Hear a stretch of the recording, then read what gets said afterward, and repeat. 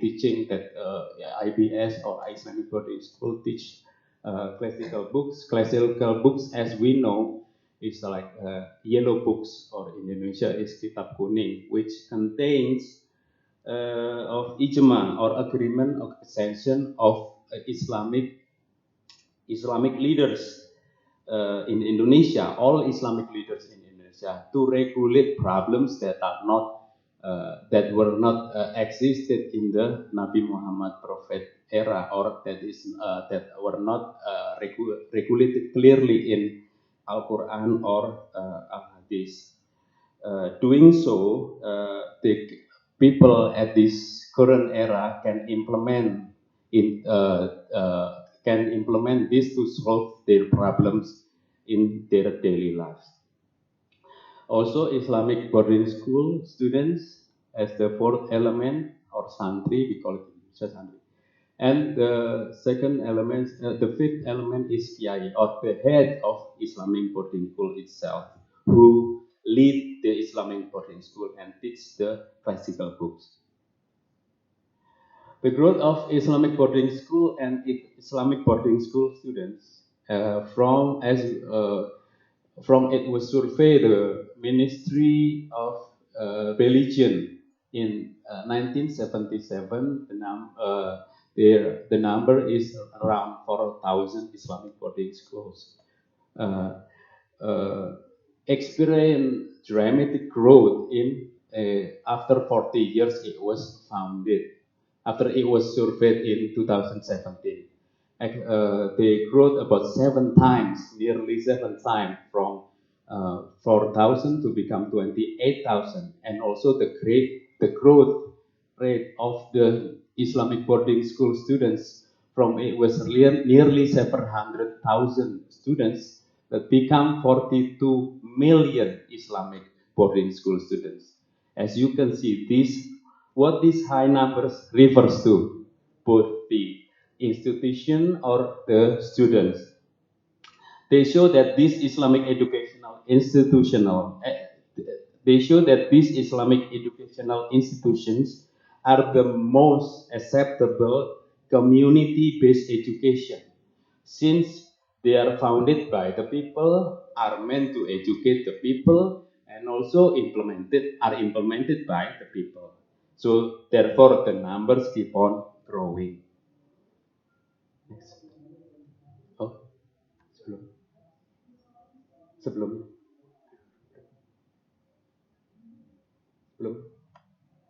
Sorry. The distribution of Islamic boarding school in Indonesia, that the West Java placed the first rank of the numbers of Islamic boarding school in Indonesia with the portion of 28%, while East Java placed the second position with the portion of 22%, while other provinces placed the fifth position, since their aggregate numbers are amount to 21%, spreading in all the provinces outside Java in Indonesia. Okay, sorry.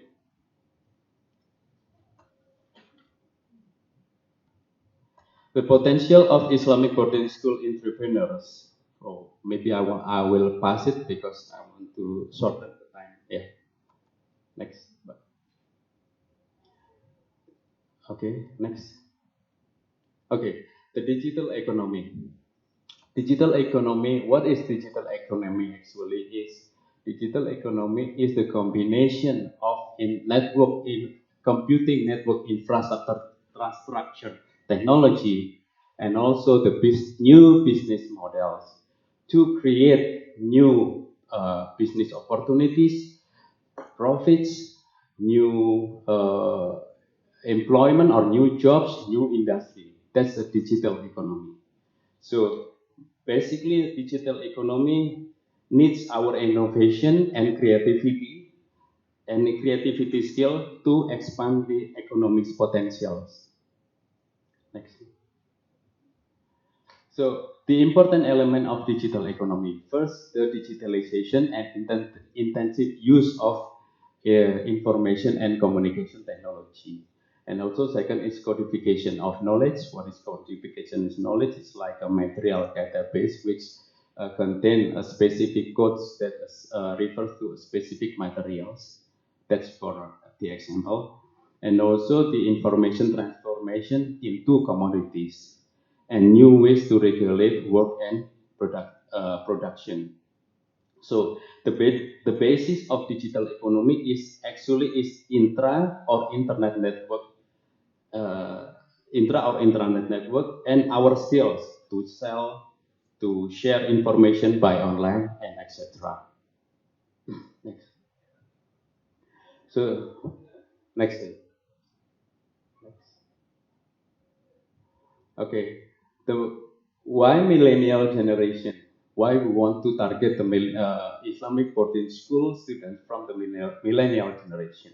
That the millennial generation are generation who are born between above the year of 1981 up to now. So the generation Y and Z are categorized or are classified as millennial generations. Yeah. Oh. Previous, previous, previous, previous. Okay. Why millennial generation? Because they are the largest population in the world today. And they are also the largest workforce at present. This generation are familiar with gadgets, application, and information authorities. Mostly they are highly educated person, and also they are they are passionate about their passion. So basically the job they are created is basically based on their passion, and mostly they are creative and innovative. So however, there are two sides of strength and weaknesses of of millennial generation. As you can see that the most strength side of them if they are multitaskers person or multitasking person. They can do several jobs or several activities at once, actually at one time. They are appreciate what it is called by creativity rather than for formal standard operation procedure. They are more critical. They are more open to criticizing, more open to critics, and also they can contribute in different ways. But also there is also several weakness side. But if we can change, we can alter their weakness side into their strength side, then we can have a great person that can be a great player in the global competition.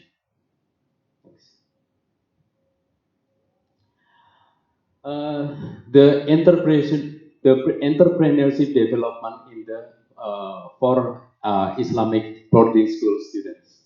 There are two approaches are used. First, industrial boarding school students, and also industry, uh, creative Islamic boarding school students. Next. Previous,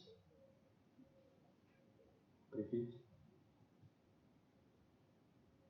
Okay. Creative IBS student or creative Islamic boarding school student. Previous one. Okay. Industrial IBS students approach. It is basically to develop more units, more industrial unit for the Islamic boarding schools to have their internship places before they enter to the real world or before they enter to the job to the work job.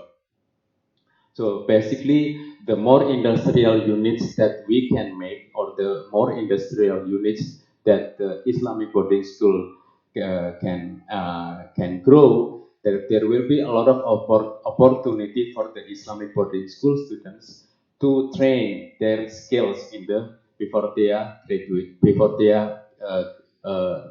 they graduate from their IBS. And also creative IBS student. Creative IBS student is basically a training and mentoring program to develop the IBS student and the alumni to become professional in the fields of visual arts, animation and multimedia according to the current industry standards, and also, oh yeah, maybe you can skip, but bisa skip. Yeah. Okay.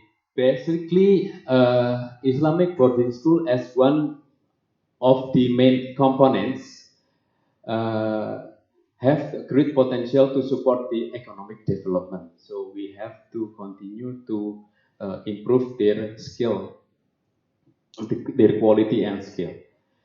IBS entrepreneur development will be success, but it depends on the many parties, from the government, from the management of IBS itself, the parents, university, and supporting institution like bank that will contribute according to their potential.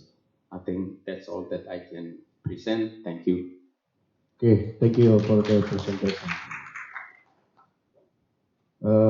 Thanks for the presentation by Mrs. Nurhajati and Mrs. N. Rahma and Mr. Rizaldi as well from University Islam of Malang with the title The Development of Millennial Santri to the Digital Entrepreneurs. Please, any question? Any question? Okay.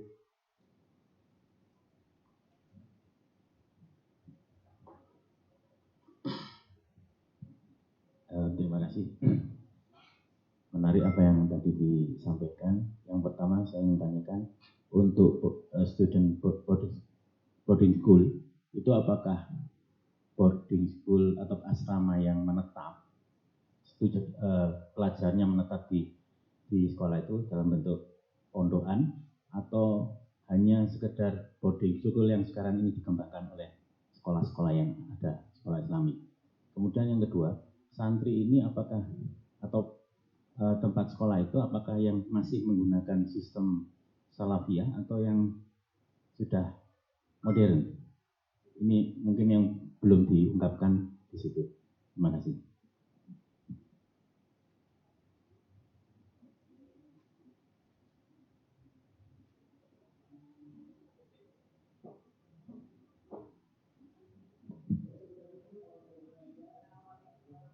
Wabarakatuh.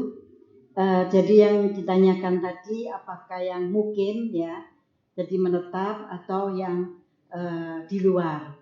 Ya ini memang ada dua versi. Yang pertama itu santri itu menetap di situ. Jadi ada sekolahnya, ada semua di situ. Sekarang ada juga yang salaf. Yang salaf itu kan yang masih metode lama. Jadi masih memakai face to face, hanya kitab kuning ya, mengaji kitab kuning. Tapi ada yang sudah lebih dari itu, yaitu yang sudah modern. Ada juga yang perpaduan dari keduanya. Ada yang salaf tapi ada yang halafiyah itu. Jadi ya. Nah di sini yang akan dikembangkan sebenarnya ini memang sudah program dari pemerintah.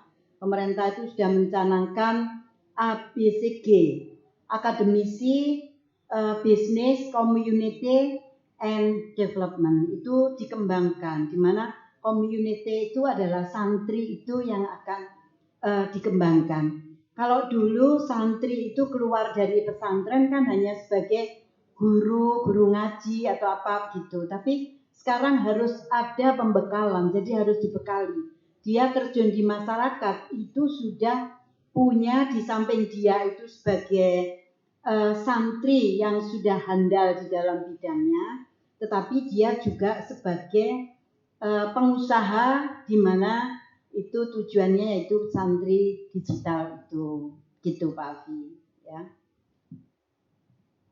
Oke. Mungkin ditambahkan Bu Ratna. Iya, saya tambahkan.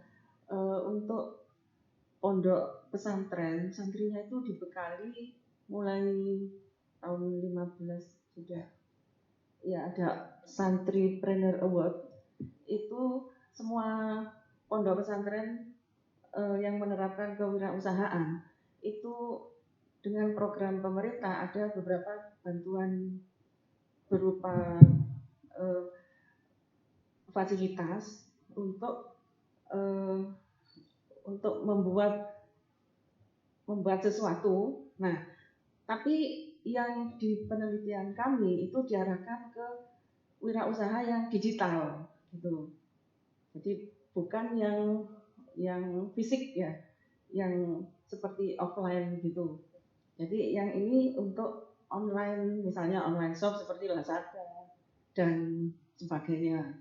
Jadi kewirausahaan yang digital itu mungkin. Terima kasih. Okay, thank you. Thank you for the presentation and discussion by Mrs. N. Rahma and Mrs. Nur Hajati and Mr. Elizaldi Aswar from Universiti Islam of Malang. Thank you very much. Assalamualaikum warahmatullahi wabarakatuh. Waalaikumsalam warahmatullahi wabarakatuh.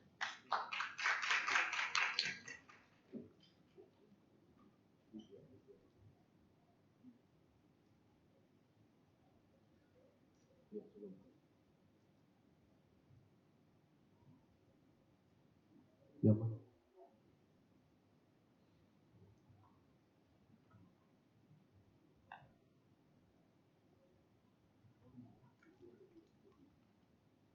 Okay, I call the second presentation. Please, the Mrs. Livia Azarine Wisyanda and Mr. Irwan Adi Eka Putra from University of Indonesia with the title Stock Split Influence of Investor Attention in Indonesia. Yes.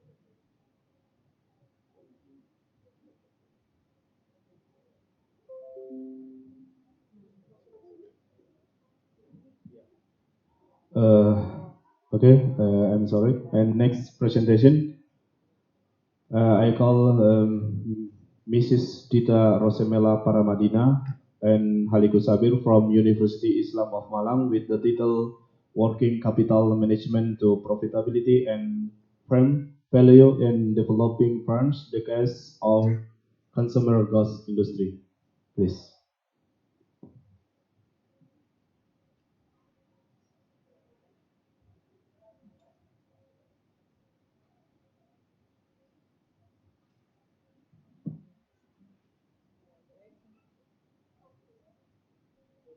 Excuse me, please, if you want to use a pointer for the presentation, it's already provided on the podium. Okay. Every presentation, I will give you 10 minutes. Okay, thank you.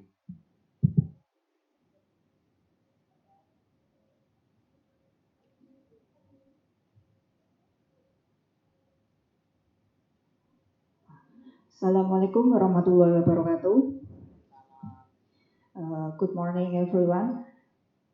Before I begin to presentation for my presenting, I have to apologize because I have to explain it in Bahasa to shorten the time. So, my name is Dita Rosemela Paramadina. Dan sebenarnya ini adalah satu tim 2 orang. Jadi karena Bapak Haliku Sabir sedang berhalangan, jadi saya yang mewakili untuk presentasi. Jadi untuk presentasi saya akan menjelaskan mengenai hasil penelitian terkait dengan bagaimana perusahaan mengelola modal kerjanya, terutama pada perusahaan-perusahaan yang sedang berkembang. Kemudian yang dihubungkan dengan kinerjanya, terutama untuk tingkat profitabilitas dan nilai perusahaan. Jadi untuk pengenalan awalnya kenapa penelitian ini dibuat. Yang pertama karena manajemen dari modal kerja itu merupakan suatu hal yang penting bagi perusahaan, terutama pada kegiatan operasionalnya.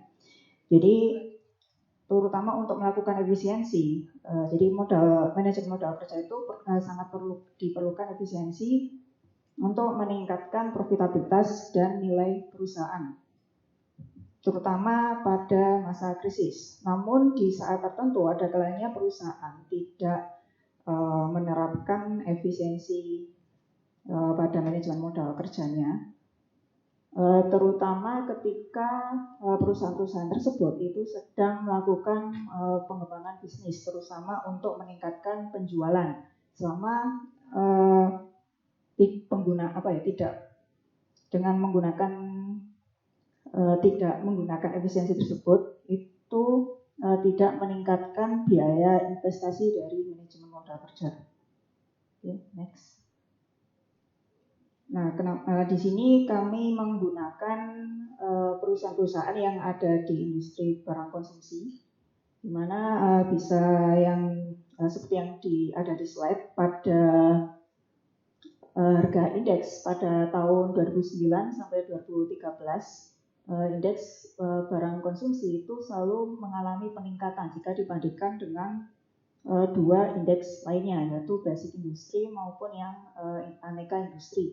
Jadi di sini bisa disimpulkan bahwa perusahaan-perusahaan yang ada di industri barang konsumsi itu merupakan perusahaan yang sedang berkembang dan diminati oleh investor di pasar modal. Nah, itulah kami tertarik untuk meneliti bagaimana pengelolaan modal kerja pada perusahaan yang berkembang ini. Next.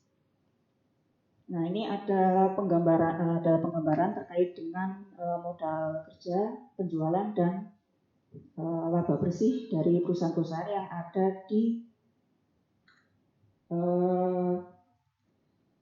sektor barang konsumsi. Jadi untuk modal kerja bersihnya itu tiap tahun dari mulai 2009 sampai 2013 itu mengalami peningkatan.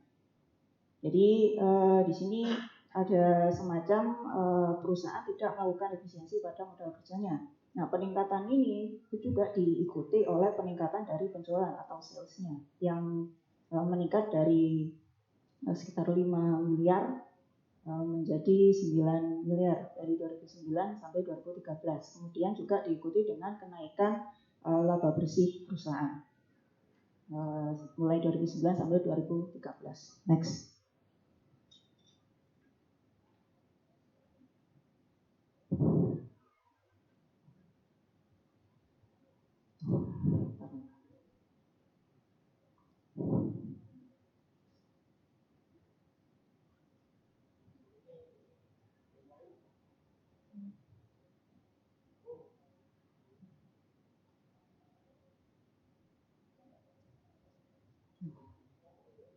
Sebelumnya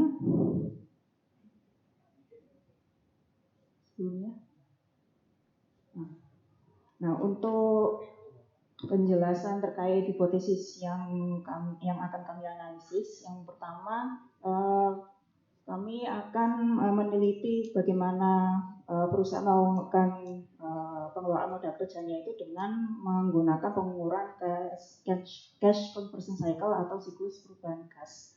Di mana siklus perubahan kas ini digunakan sebagai pengukuran dari manajemen modal kerja perusahaan secara menyeluruh.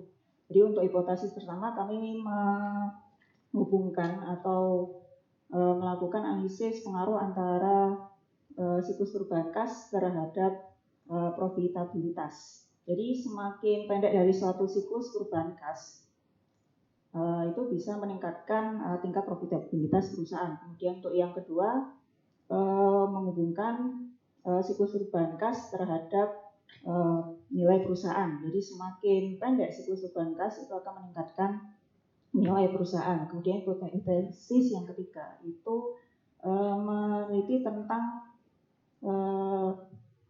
hubungan atau pengaruh profitabilitas terhadap nilai perusahaan. Jadi semakin meningkat profitabilitas perusahaan tentunya akan dapat meningkatkan dari nilai perusahaan.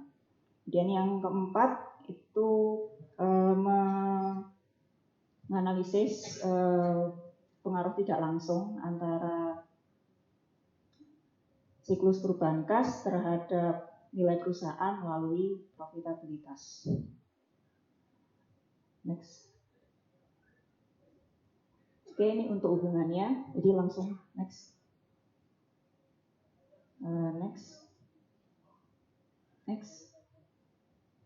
Next.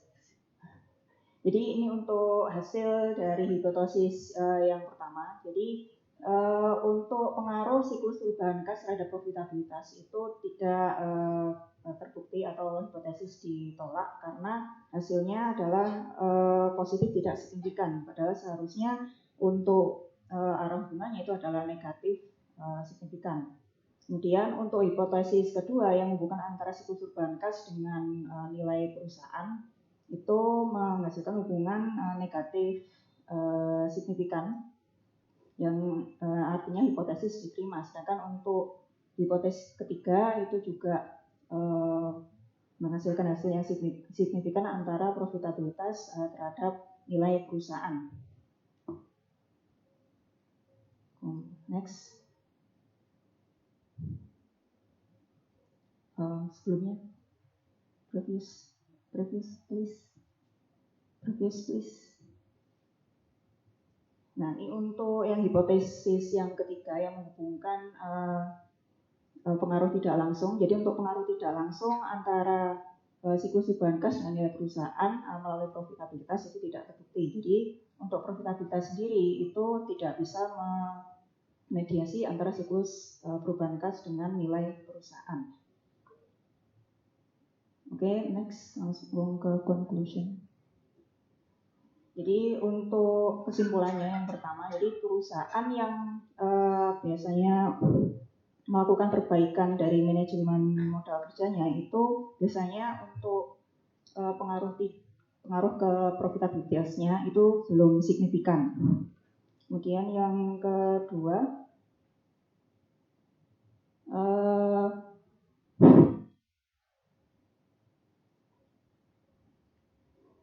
Jadi yang kedua, dengan perusahaan itu melakukan improvement atau perbaikan pada manajemen modal kerjanya itu akan direspon positif oleh pasar. Kemudian yang ketiga tentunya dengan peningkatan profitabilitas atau profit yang dihasilkan oleh perusahaan itu bisa meningkatkan nilai perusahaan yang diperoleh dari respon positif dari pasar. Kemudian yang terakhir, penyebab kenapa profitabilitas itu tidak memediasi antara siklus perubahan kas terhadap nilai perusahaan itu karena pasar itu lebih memilih untuk langsung melihat bagaimana perusahaan memperbaiki modal kerjanya ketimbang hanya melihat profitabilitasnya. Nah, untuk saran dan keterbatasannya, jadi di sini untuk penelitiannya modelnya itu masih hanya berfokus pada 3 variabel tadi, yaitu siklus perubahan kas, profitabilitas, dan nilai perusahaan, dan kami tidak menginput variabel lain. Jadi mungkin banyak faktor-faktor lain yang belum dijelaskan dalam penelitian. Kemudian yang kedua, karena di sini penelitiannya hanya terbatas pada industri barang konsumsi, tentunya hasilnya tidak bisa digeneralisir secara luas. Oke, sekian presentasi dari kelompok. Okay, thank you for presentation by Dita Rusumela Paramadina from Universiti Islam of Malang with the title Working Capital Management to Profitability and Value in Developing Field, the case of consumer goods industry. Please, any question? No? Okay. If done the question, thank you for the presentation.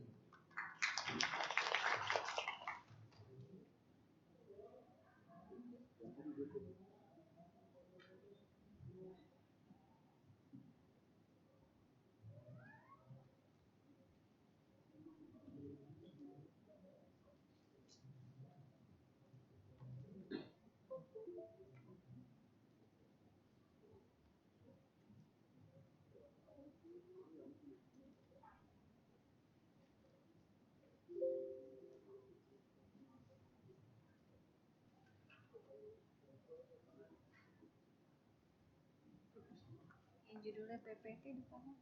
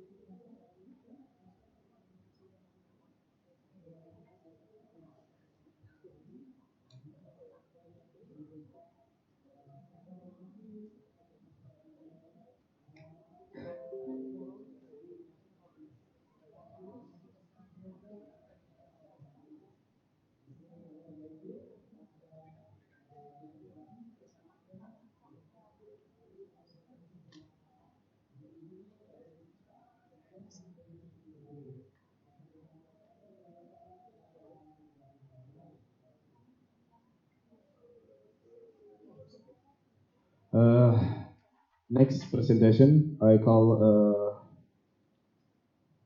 Mr. Samuel Pidi Anantajaya and Malinda Sheila Rahmadani and Satiri from International University Liaison, Indonesia. And with the title, The Economic Impact of Water Pollution. Okay.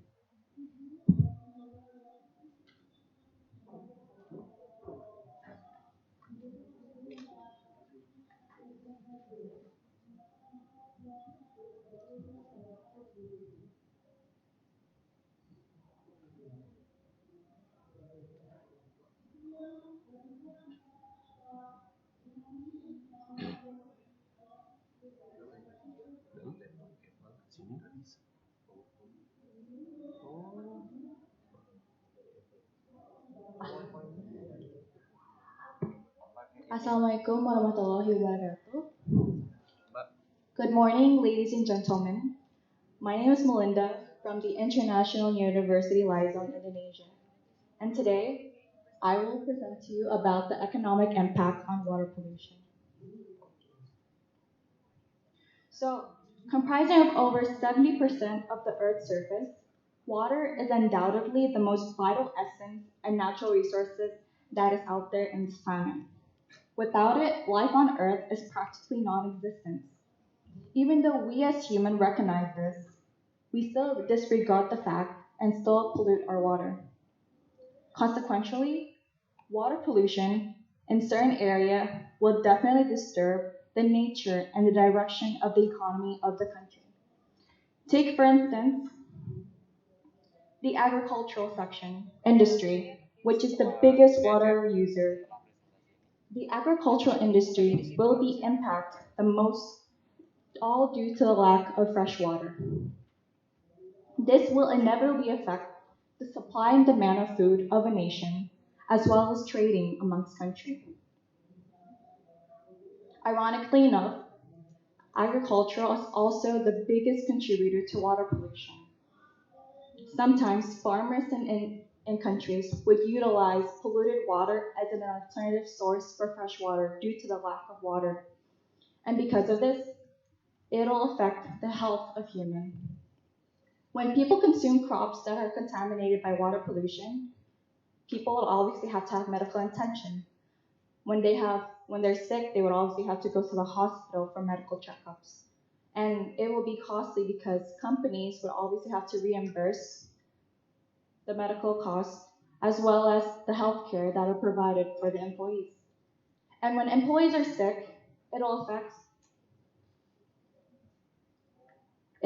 their productivity at work, the delays in projects, the unfinished work delays that will potentially cost companies thousands, if not millions of dollars in damage. Another sector that will be affected due to water pollution is the tourism sector. Although the tourism sector contributes to the flux of beneficial of the economic growth of a country, it does, however, affect the amount of water pollution that it contributes. And when water gets more expensive, expenses for businesses will increase. And when expenses increase, in order for companies or hotel business to gain revenue, they have to increase the price of hotel rooms and so, which basically has a potential revenue loss for hotel occupancy rate. So how does water pollution be treated? Well, there's water pollution facilities that are established in certain areas. The water facilities are good, especially into treating the water pollution. It does, however, have impact on land quality. It depreciates land because of the high risk that water treatment facility has. Take, for instance, if there's a case of a pipe leak that happened in water treatment facilities, it'll cost companies thousands and billions of dollars just to treat those mistakes that are happening. And because of that, those polluted water that are heavy in pathogens and heavy metals can be present in the area and can stay there up to decades, depreciating the value of the land.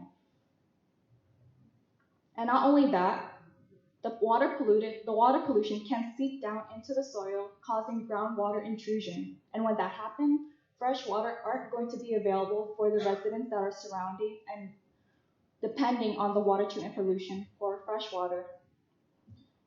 And if the designated water treatment facility is under maintenance, they have to go through the nearest treatment of water pollution facility that can be thousands, perhaps hundreds miles away from where they are, causing water bills to increase. So in other words, the economic impact, the financial impact, all will affect our standard of living. We have to pay higher taxes to maintain the water treatment facility. We had to pay higher taxes, or we had to pay more for healthcare insurance. In the US itself, it costs residents approximately $157 billion a year due to damages of water pollution because of the environment and our health. So this research is qualitative. So as you can see, the industrial waste, agricultural waste, water treatment facilities, garbage that are produced by us, the municipal waste, and projects that are constructed by companies, all are indicators of water pollution and how these affects the economy. Indicators such as our health, because we need to pay financial wise for companies, and the environmental impact of water pollution, as well as our tourism sector. In order to control these stuff, the ones who matters are stakeholders, us as human beings, the employees, the workers, the boss. All of us have to care, and basically, if we hold on.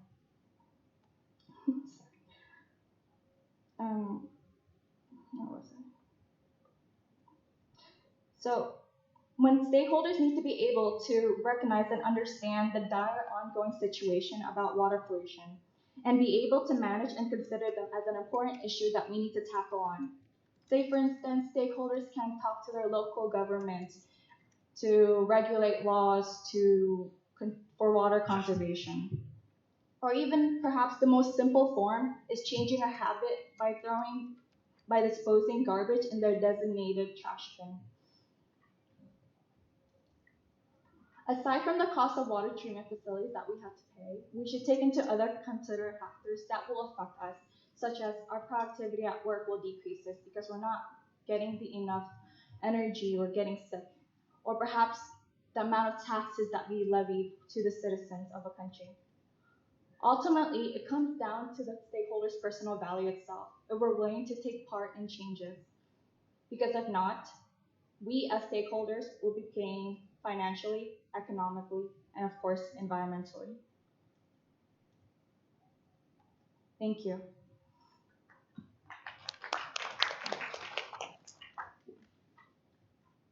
Okay.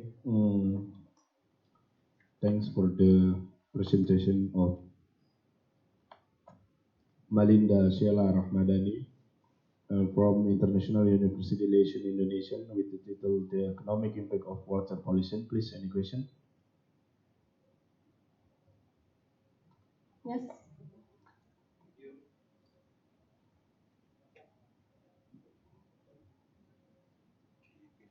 Thank you. I want to know the research model or the research, how to conduct the research until you get the conclusion.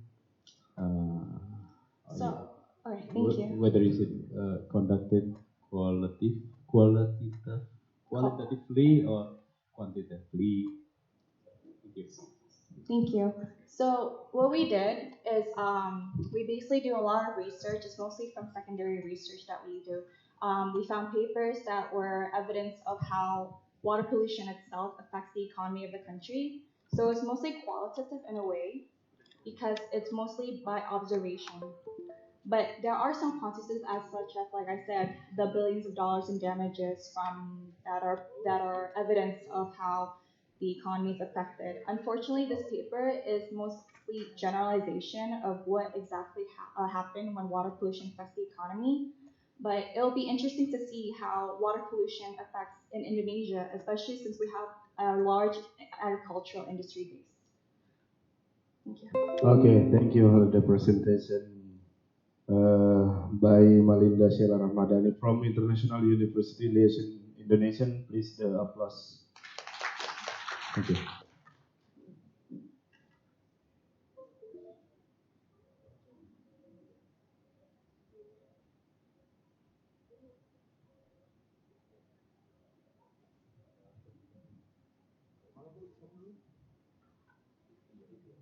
Okay, next presentation I call Livia Azarine Wisyanda from University of Indonesia and Irwan Adi Eka Putra from University of Indonesia with the title Stock Split Influence of Investor Attention in Indonesian.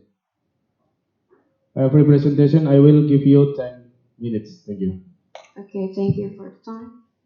Assalamualaikum warahmatullahi wabarakatuh. Good morning. My name is Livia Azari from University of Indonesia, and today I would like to present my part of final assignment called Stock Split Influence Investor Attention in Indonesia. Next. Okay, I would like to start. The idea is come from efficient market hypothesis, where information is playing a crucial part of the world of investment. The information needs to be incorporated in the stock price, and information which form on price means that it would need enough attention allocation on the asset itself. And when investors learn that certain company has a good prospect for future profitability, investor will bid up the stock price. But investors do have limited capacity of giving attention, so they will be selective in processing information, since they can only process a limited amount of information within a certain period. Next. So when investor is not paying enough attention to a firm stock, they are more likely to ignore a company's financial performance, their earnings announcements, and therefore unable to get earning news incorporated into price instantaneously. So the idea is the investor purchase share of stocks because they anticipate the future proceeds from the share will justify their time and their money, as well as the risk of investment. And it's necessary for firms to have enough attention for of their stock. Next. So how investors consider a firm over another? When there are too many choices, they tend to consider firms who attract their attention. And investors tend to rely on events that happen regarding certain stocks.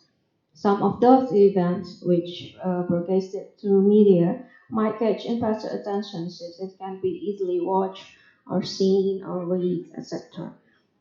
And retail investors or individual investors do have less sophisticated ways of learning from financial performance. So, according to Alok and Charles, retail investors spend less time on investment analysis. They participate in a more attention-based trading, so they rely more on news or media, or we can say is from the internet. Next. And also, as mentioned in Ding and Ho in 2011, if there's an increase in the retail investor attention, the investor base become broader.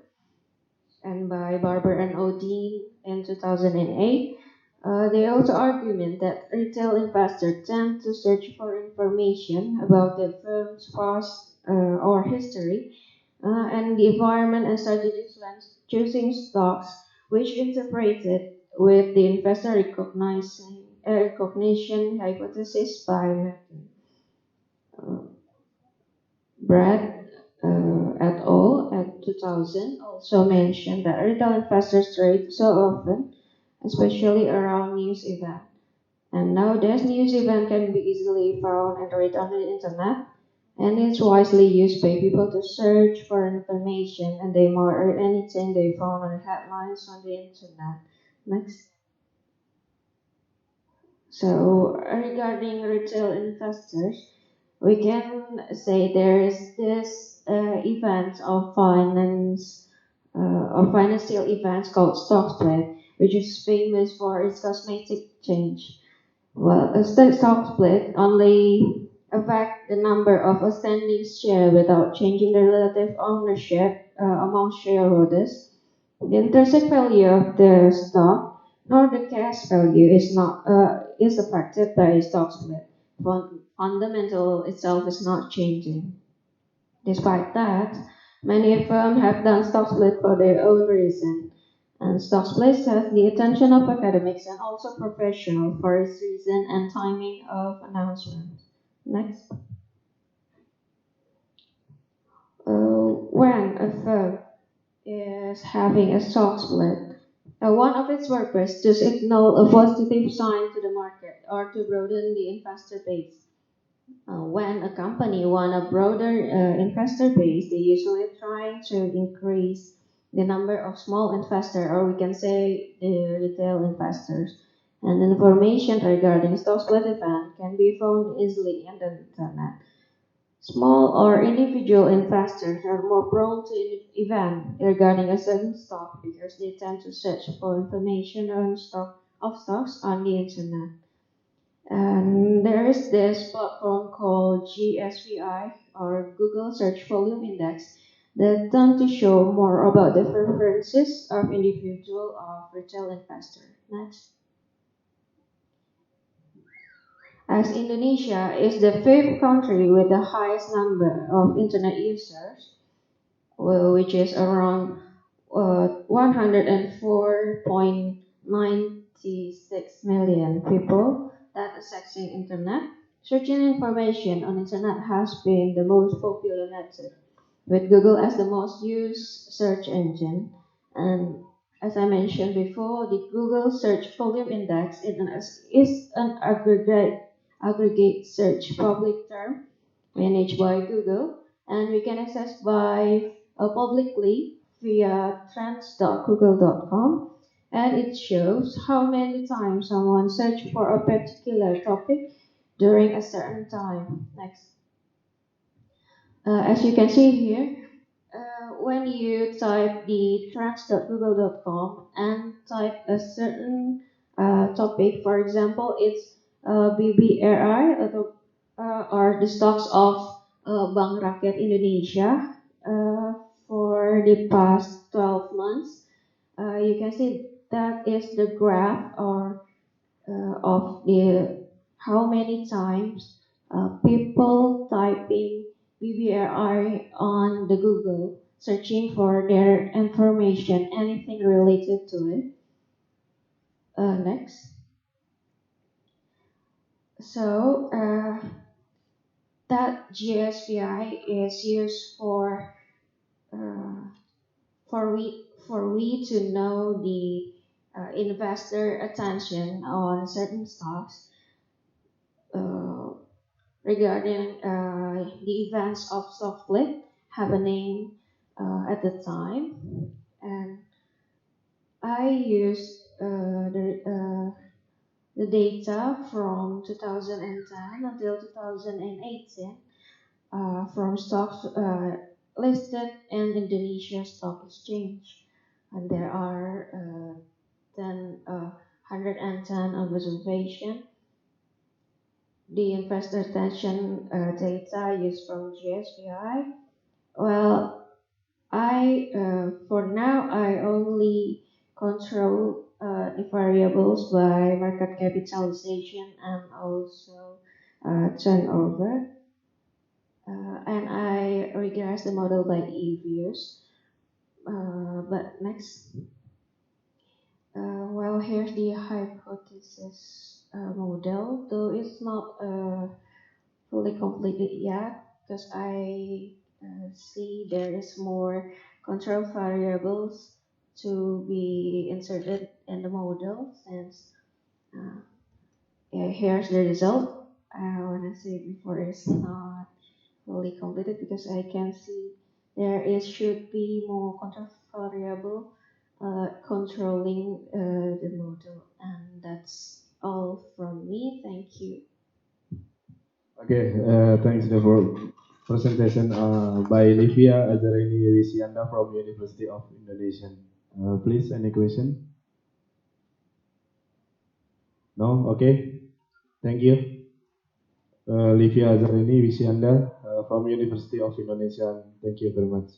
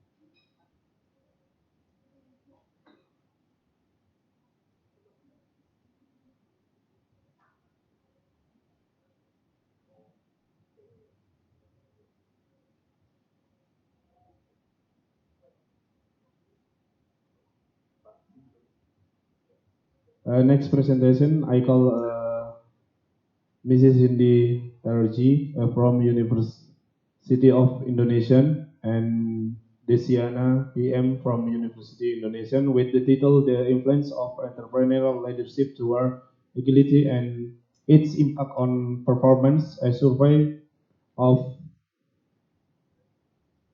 MSE on Indonesian. Okay, please attention, and every presentation I will give you 10 minutes. Thank you.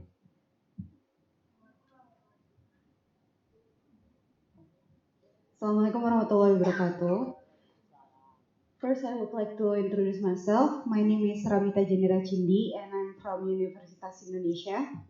So, at this presentation, I will present to you about my research, the influence of entrepreneurial leadership towards agility, and its impact on performance, a survey of MSEs. A little introduction. So, as we all know, there is a constant growth in Indonesian economy today. And the majority of Indonesian business is MSE. MSE is micro and small enterprises. So if you call MSEs, it's not only like small business like in traditional market. It's not like that. So every business with revenue below 2.5 billion is MSE. And based on the statistic, MSE is 98.33% of all business in Indonesia. As we know, the importance of finding factors that determine MSE performance, because MSE is such a big part of Indonesian economy, we have to find the indicators that affect the MSE performance. Some researchers has studied the emergence of entrepreneurial leadership. Entrepreneurial leadership is a leadership type that differs from the common leadership type. So it's more about the opportunities and how to gain it. And some researchers also have research about agility as an essential ability for business to adapt quickly. So agility in here is the adaptability of the business and how they respond to changes, like how they gain opportunities and how they could avoid risks.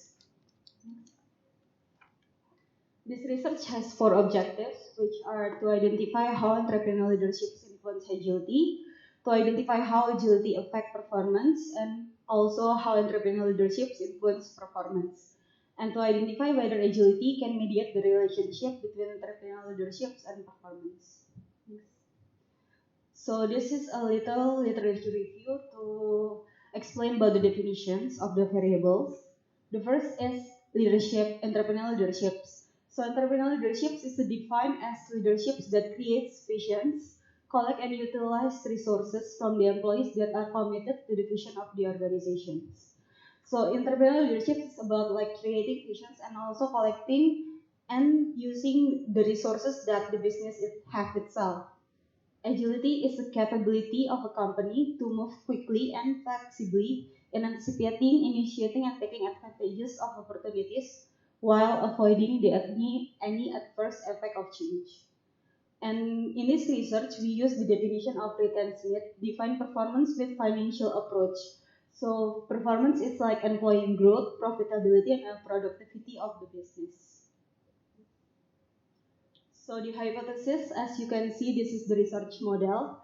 The first hypothesis is about how entrepreneurial leadership has a positive and significant impact on agility. And the next is agility has a positive and significant impact on performance. And then entrepreneurial leadership to performance and agility as a mediator. Next. So the methodology of this business for this research, the primary is it used questionnaires with 500 respondents of business owners of MSEs in Indonesia. So why the owners? Because we believe that the owners is the main decision maker of the business, and also the owners is the one that manage the business itself. And the MSE we studied is in East Java, West Java, and North Sumatra because it have the highest credit realization. And MSE to be studied in this study, the MSE have to have minimum 2 workers and revenue no more than 2.5 billion Indonesian rupiah. And we use a 6-point Likert scale with 20 indicators. The results of the study, so we use Israel as the instrument and also structural equation modeling. All indicators are proven valid with standard loading factor more than 0.5. That all variable proven reliable and goodness of fit test majority of good fit with one marginal fit. So the hypothesis itself, this is the hypothesis test. From the entrepreneurial leadership to agility, it's accepted with positive and significant impact. To agility and performance is also accepted with positive and significant impact. To entrepreneurial leadership and performance is not accepted because it's less than 1.645, so it's negative and not significant. So for agility as a mediator, it's accepted because both of agility and entrepreneurial leadership to agility and agility to performance is accepted. So it's significant and positive. Next. So the hypothesis test. As you can see, H1 after H3 is H1 and H2 is accepted, and hypothesis 3 is not accepted. And for mediation, based on Zhao, Ling, and Chen in 2010, there are 5 patterns of mediation variable. So one of them is indirect only mediations. This research found that agility is defined as indirect only mediations because entrepreneurial leadership didn't have significant and positive impact directly to performance, but they have to go through agility. So H4 is accepted. The conclusions. So owners could apply entrepreneurial practice and to increase the business agility to seize the opportunity and be flexible. Owners of MSE should also practice agility to increase MSE's performance. The importance of agility is undeniable because without agility of the MSEs, then entrepreneurial leadership cannot influence business performance. The limitations of this study is only owners is used in the study and not the employees, so we don't have the employee sides of the calculations, and the data might not represent all MSEs because it's only 3 major cities of Indonesia proposes sampling, so the only sample that fit criteria could be admitted, and future studies could use quantitative and qualitative methods for data collections to allow for a more true analysis. Okay, thank you for the presentation by Cindy RG from University of Indonesia with the title The Influence of Entrepreneurial Leadership Toward Equity and Its Impact on Performance, a survey of MHA on Indonesian. Please, any question? Okay.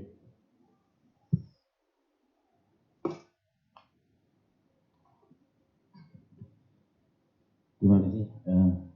Untuk penelitian ini, research ini, apakah SMI-nya atau usaha kecil menengah itu menggunakan semua bidang usaha ataukah dibatasi oleh bidang usaha tertentu, sehingga performa dari masing-masing bidang usaha itu bisa kelihatan. Karena kan kalau misalkan bidang usaha manufaktur dengan jasa itu kan ada perbedaan terkait dengan performa. Terima kasih. Okay, please. Terima kasih pertanyaannya. Jadi kalau untuk yang menjadi subjek penelitian ini, semua jenis bisnis bisa masuk menjadi subjek selama mereka mempunyai revenue di bawah 2,5 billion, maksudnya miliar kayak gitu. Nah, untuk kebanyakan subjeknya sih memang untuk produksi atau penjualan. Jadi emang mereka menjual sebuah produk. Jadi emang ada beberapa subjek yang seperti pariwisata atau jasa, cuma itu hanya sebagian kecil karena memang melihat respondennya paling banyak mereka melakukan penjualan produk atau memproduksi sebuah barang. Okay, thank you. Is the presentation by Cindy RG from University of Indonesia. Please the applause.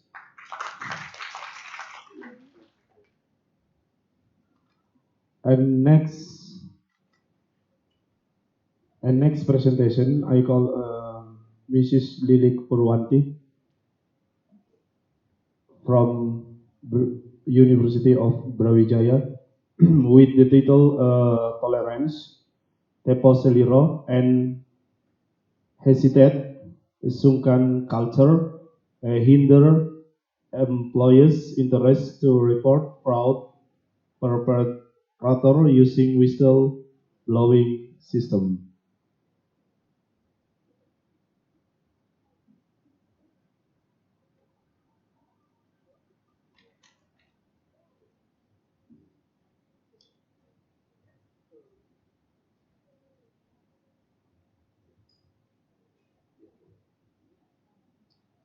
Okay, every presentation I will give you 10 minutes. Thank you.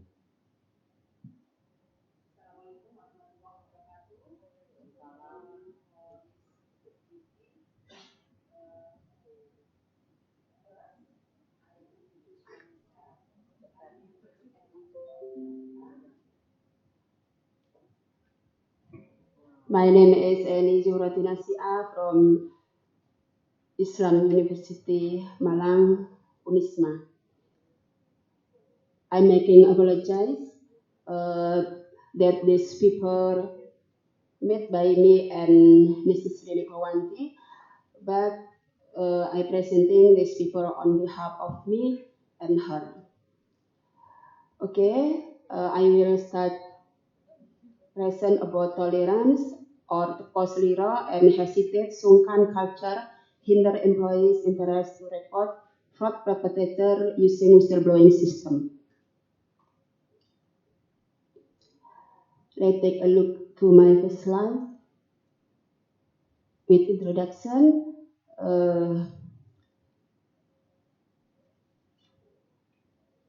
There are many fraud as background this research.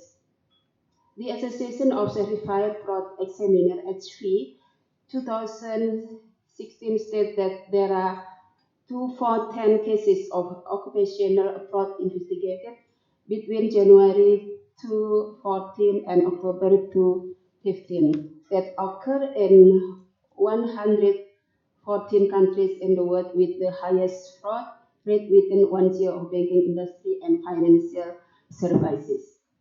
OJK states that from 2014 to 2016, there are 108 cases of bank crime. And in 2014, there were 59 cases, and then fell in 2015 to 23 cases, and as many as 26 cases until the third quarter of 2016. The most prevalent cases in banking from 2014 to the third quarter of 2016 are the 55% credit case, 21% cutting engineering, 15% investment, 5% transfer of fund, and 4% set procurement. That's state from Tampu Bolon as a chief executive officer of the banking supervisory board state. So from the background, there are many fraud, it is necessary to have an internal control and supervision to prevent any fraud action. Having a good internal control system is one of the most effective tools in preventing and detecting fraud. That is from Albrecht et al.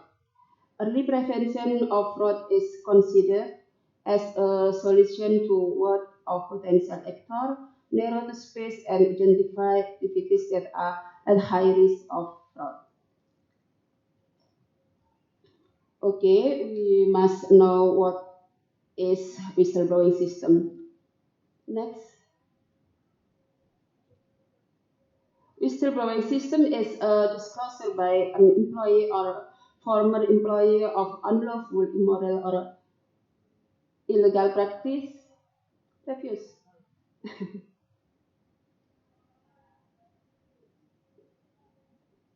Refuse? Okay.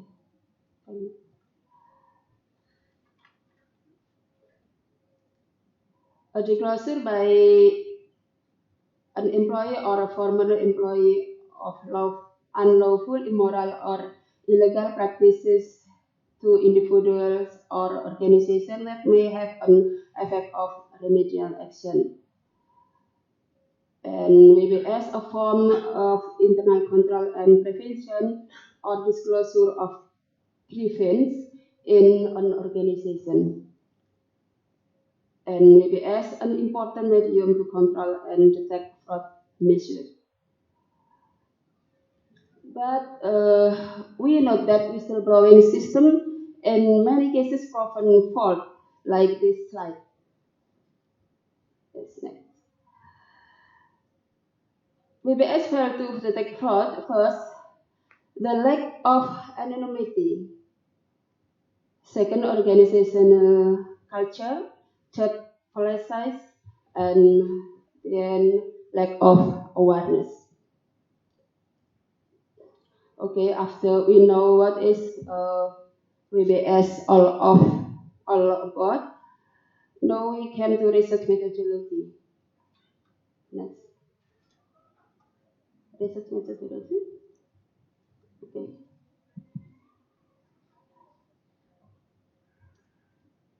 Research methodology, types of research, qualitative with interpretive paradigm.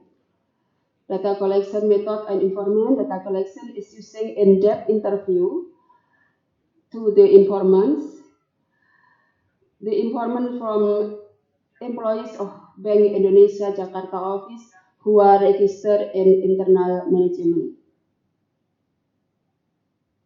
Data analysis, data collection, data reduction, data display, verification, withdrawal, based conclusion.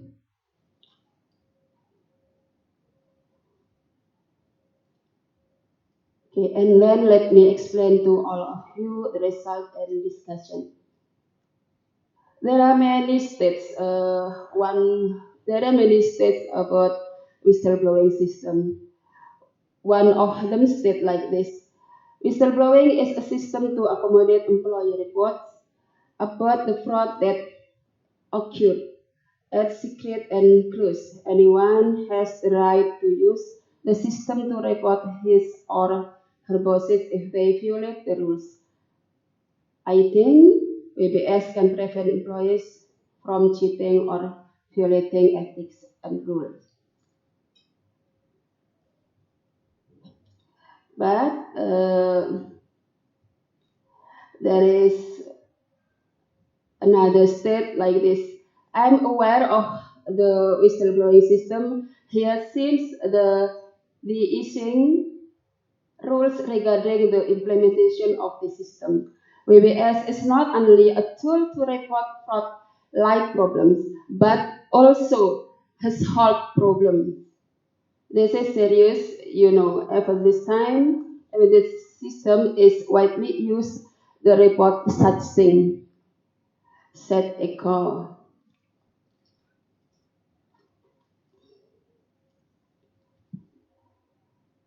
Next. Okay, before I finish my present, let me tell the conclusion of this paper, like written in this slide.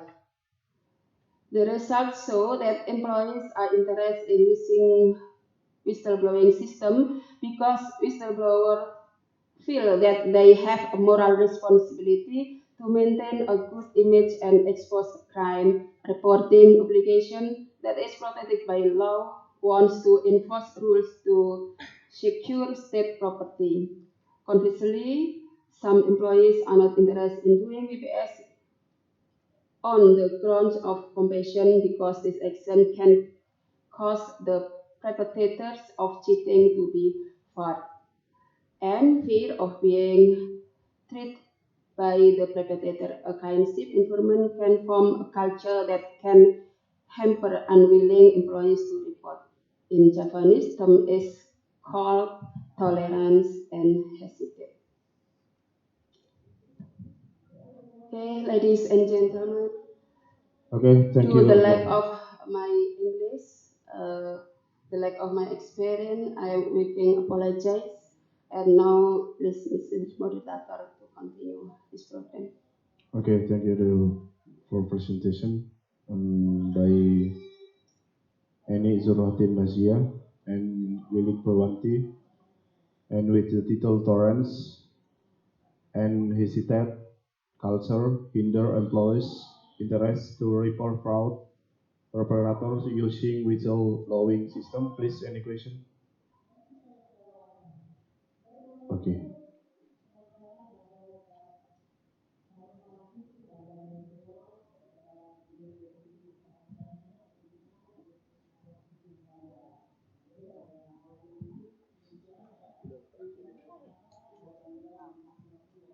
Okay, this presentation is very interesting. So I'd like to ask regarding whistleblowing policy. So in your opinion, how to build a company's culture about this policy and how to socialize this to the employees so the employees, have aware to talk about, because Indonesians, they keep quiet if there is a problem. What do you think about this?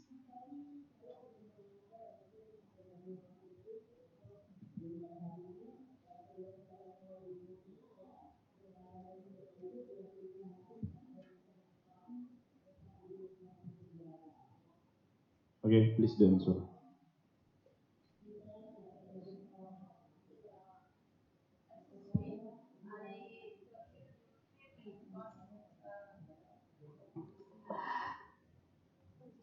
I can't hear you clearly because the sound from beside.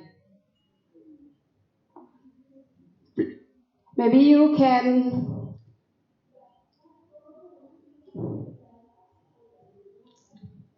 repeat and you can walk near me.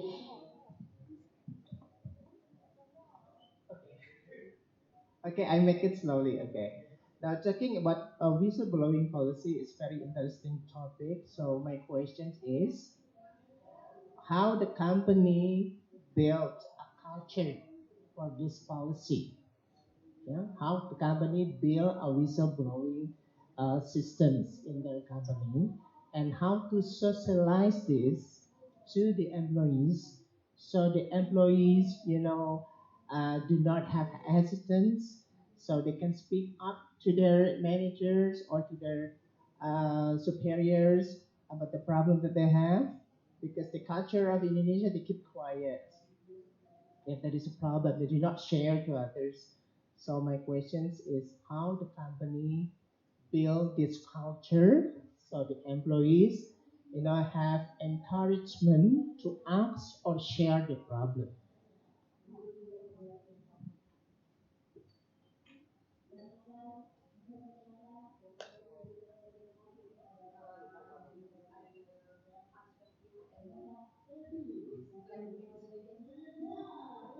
I will answer you in with mixed language. Okay. I think it's very difficult if we will start the new system like WBS like this. Tapi di sini bisa dimulai dengan membiasakan, dimulai dari atasan mungkin yang untuk bisa mensosialisasikan yang pertama, kemudian membuat hubungan timbal balik dua arah antara karyawan dengan atasan, supaya kalau misalnya kita mengetahui adanya kecurangan, adanya fraud, ya, kalau kita tahu dan kita tidak melaporkan, maka nanti juga ada sanksi.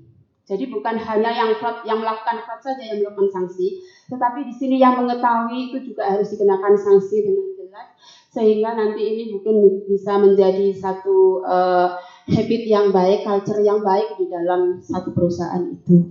Itu sih saya rasa. Jadi eh, memang penelitian ini masih sebatas untuk bagaimana menggali, mengeksplor dari employee, bagaimana peran dari WBS itu sendiri. Tapi untuk hasilnya, bagaimana WBS ini supaya efektif dan meminimalisir fraud dan juga menghilangkan kelemahan-kelemahan yang tadi saya sebutkan, diantaranya adalah culture, kemudian policies ya.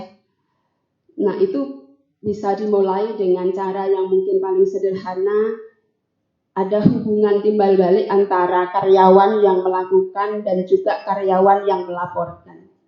Seperti itu. Okay, thank you very much by Eni Suratin Nasya. Please do applause. And Wassalamualaikum warahmatullahi wabarakatuh. And next, ladies and gentlemen, can enjoy coffee break in front by bringing into this room. Please to enjoy coffee break. Thank you.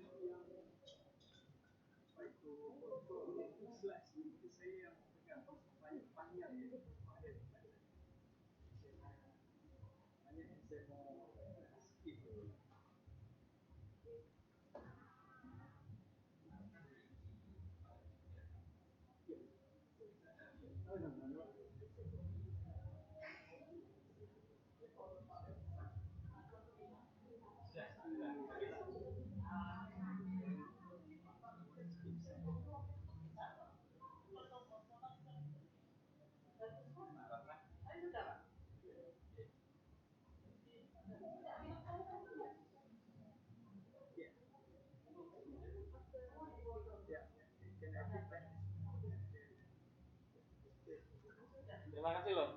Gini Pak, saya juga ngakun tadi waktu datangnya tuh. Ini Atrinya baru kita akan mulai. Monggo Vina. Dia aturan Pak ini teman-teman yang dari juga. Oh, monggo. Dia Pak aturan Pak.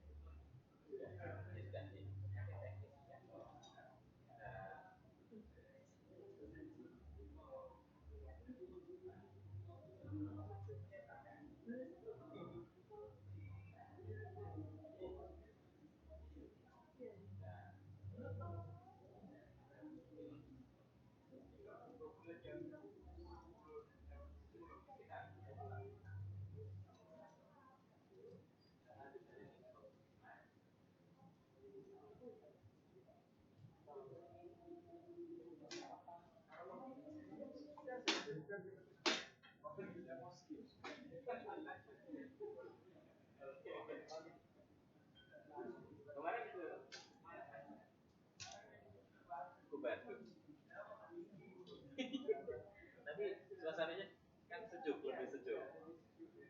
Betul.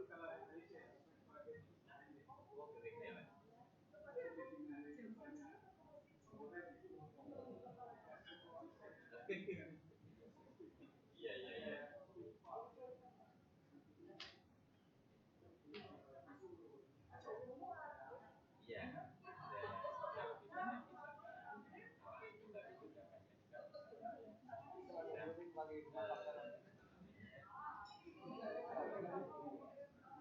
Iya, betul.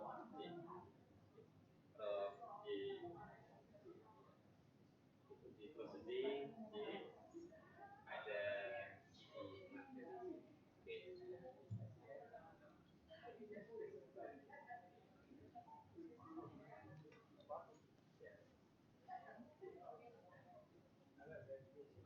oke, ya mau di tengah boleh, di sini boleh.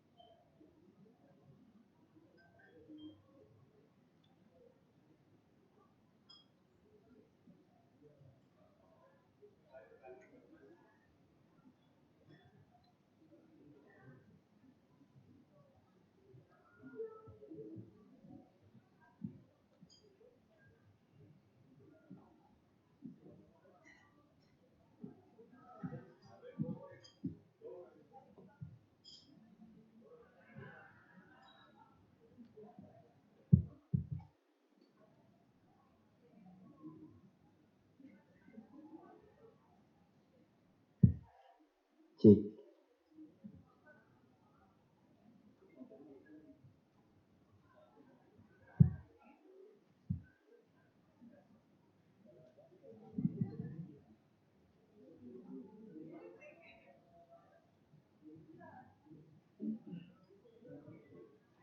Cek.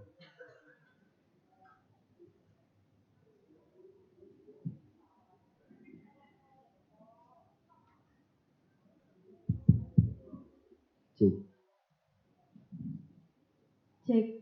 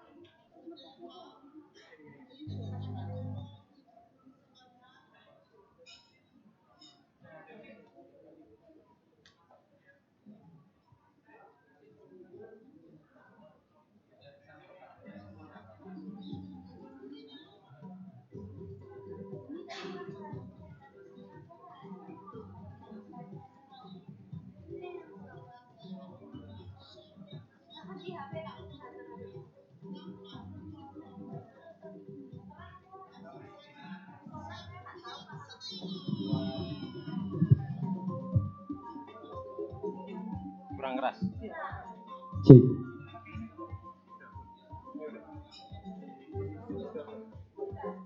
Selamat pagi dan selamat datang kami ucapkan kepada seluruh peserta ICEBUSS 2019. Untuk itu kami persilahkan kepada seluruh peserta yang sedang berada di luar ruangan untuk segera memasuki ruangan karena sebentar lagi acara akan segera dimulai. Kami ulangi kepada seluruh peserta ICEBUSS 2019 yang berada di luar ruangan. Kami harap segera memasuki ruangan karena acara sebentar lagi akan dimulai. Terima kasih.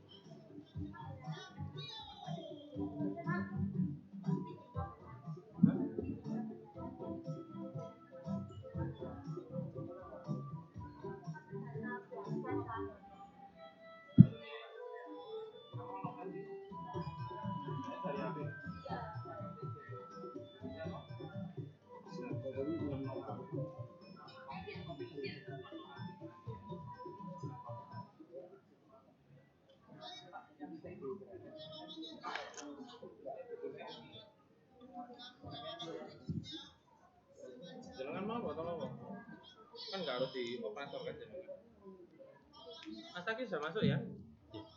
HP ku. Iki apa ini? Mbak, permisi tak bantu.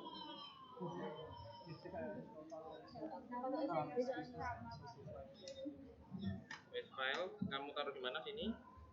Audio ya? Yang mana? Kayaknya yang video dulu, Pak. Oh, video apa audio? Video. Oh, video. Tapi nggak apa-apa nanti videonya kan nggak dikasih. Oh iya, iya. Yang mana? Yang mana? Ini.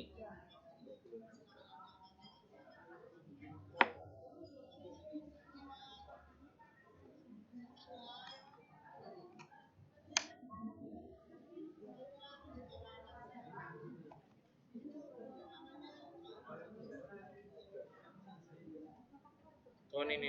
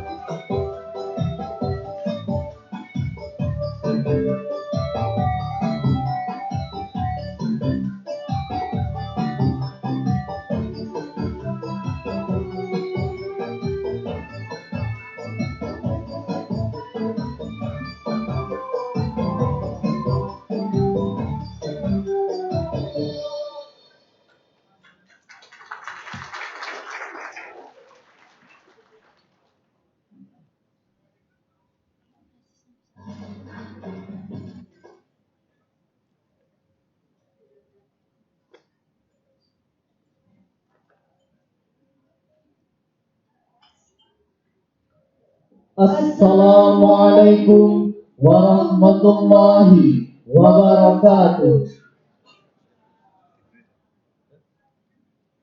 Alhamdulillahirabbil alamin. Wassalatu wassalamu ala asrafil anbiya'i wal mursalin wa ala alihi wa sahbihi ajma'in. Amma ba'du. Yang terhormat Wakil Rektor 1 Universitas Islam Malang, The Honorable, the Dean of Faculty of Economic and Business, yang kami hormati para co-host, the Honorable Dr. Seth Davidson and Professor Dr. Othman Yong as our keynote speaker for this lovely morning, serta hadirin sekalian yang berbahagia di pagi yang cerah ini, pagi yang penuh keberkahan dan kebahagiaan ini.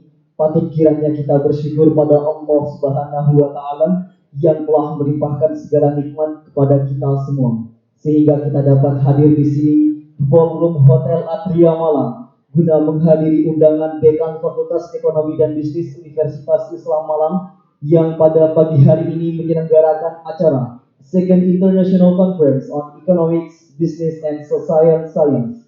Mudah-mudahan langkah kita senantiasa diberkahi oleh Allah Subhanahu wa Ta'ala. Amin. Secondly, salawat and salam always be upon to our Prophet Muhammad Bisbiyatani as the world inspiration and all human example. Ladies and gentlemen, thank you very much for gathering here in Ballroom Atria Hotel Malang in the Second International Conference on Economic and Business and Social Science with the theme The Role of Financial Market and Democracy in Elasticiting Economic Welfare. Hadirin sekalian yang berbahagia, mengawali acara kita pada pagi hari ini, marilah kita bersama-sama membaca Al Quran dengan harapan semoga seluruh rangkaian kita pada pagi hari dapat berjalan dengan lancar. Ala hadiyah wa ala kulli yadin salihah. Al-Fatihah.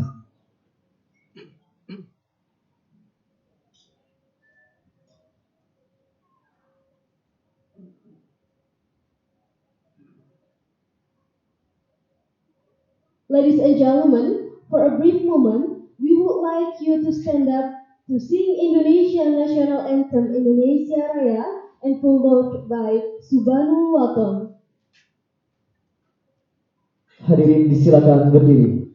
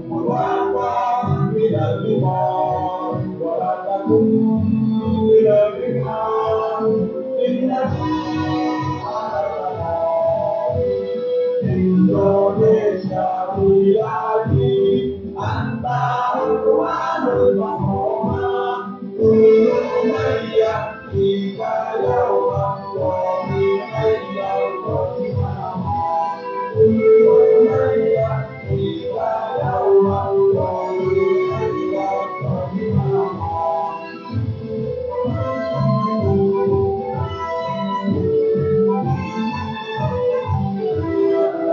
Wahai tanah airku, cintamu dalam imanku, jangan halau dan sungguh, bangkitlah menunggu. Kata hati wahai tanah airku, cintamu dalam imanku, jangan halau dan sungguh, bangkitlah menunggu. Indonesia negeriku, engkau kan martabatku. Siapa datang mengenyangku, kan kita tadi bawa ujiku. Siapa datang mengenyangku, kan kita tadi bawa ujiku.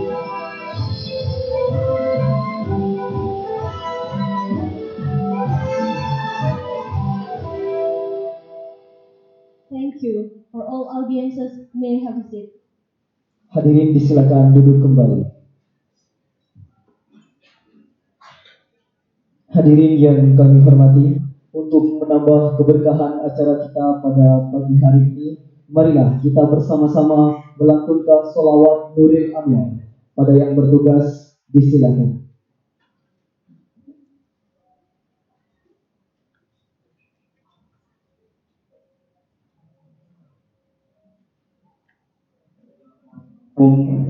Warahmatullahi wabarakatuh. اللهم صل على محمد. اللهم صل على نور الأنوار وسر الأسرار وترياق الأخيار ومفتاح باب اليسار سيدنا ومولانا محمد المختار وآله الأطهار وأصحابه الأخيار عدد نعم الله وإفضاله عدد نعم الله وإفضاله. Assalamualaikum warahmatullahi wabarakatuh. Terima kasih disampaikan. Ladies and gentlemen, now we are moving on to the next agenda. Allow us to invite Ms. Nurdiana SEMSI as the Dean of Faculty of Academic and Business to deliver her speech. Please join us in welcoming Ms. Nurdiana SEMSI.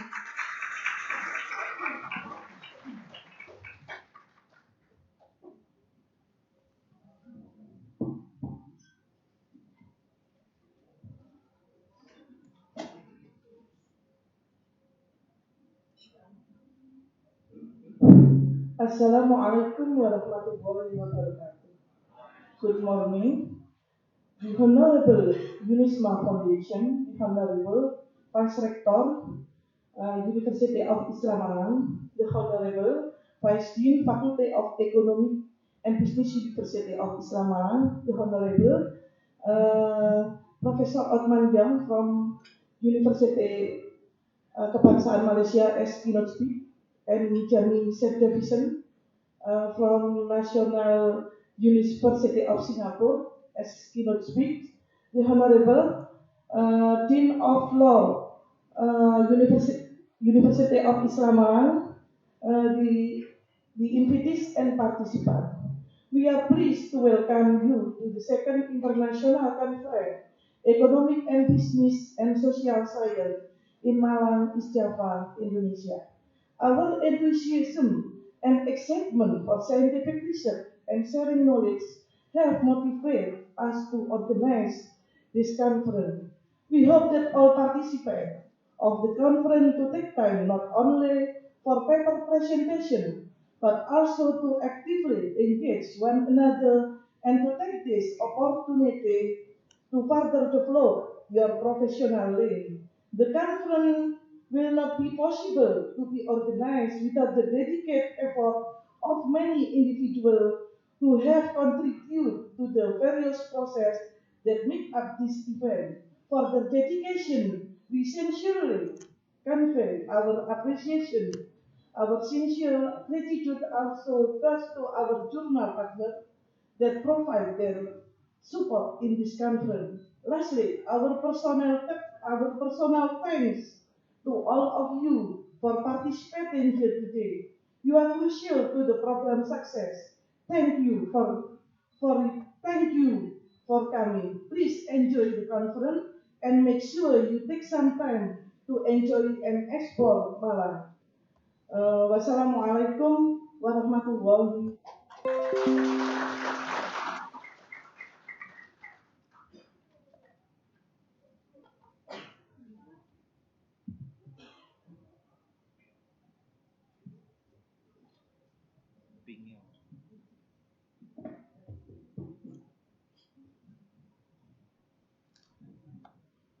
Assalamualaikum warahmatullahi wabarakatuh. Bismillahirrahmanirrahim. Alhamdulillahi rabbil alamin. Hamdan syakirin, hamdan na'imin, حمدا يوافي نعمه يكافئ مزيده يا ربنا لك الحمد كما ينبغي لجلال وجهك وعظيم سلطانك اللهم صل وسلم على سيدنا محمد وعلى آل سيدنا محمد أما بعد. The Honorable, the officials of the Udisma Foundation, this morning coming with us, Ibu, the treasurer of the Udisma Foundation, Ibu Masliha, my colleague, Vice Rector 4, Ibu Istirohah Budiwati, Ibu Dr. Istirohah Budiwati, the Honorable, the Dean of the Faculty of Economics and Business, Ibu Nurdiana, and also the Vice Deans, also the head of the departments within the faculty, and all the staff of the faculty, and the Honorable, the guest speakers, the keynote speakers of the conference, Professor Othman Yong from Universiti Kebangsaan Malaysia, and Professor Seth Davidson from National University of Singapore, and of course the respectable participants of the conference, and also, the representative from the co-host. We have here the representative from Unggul University, Jakarta, and also from the Faculty of Law, University of Islam, Malang. First of all, I would like to say sorry for this morning because our rector, Professor Maskuri, is not coming with us because he has to attend another meeting in Semarang.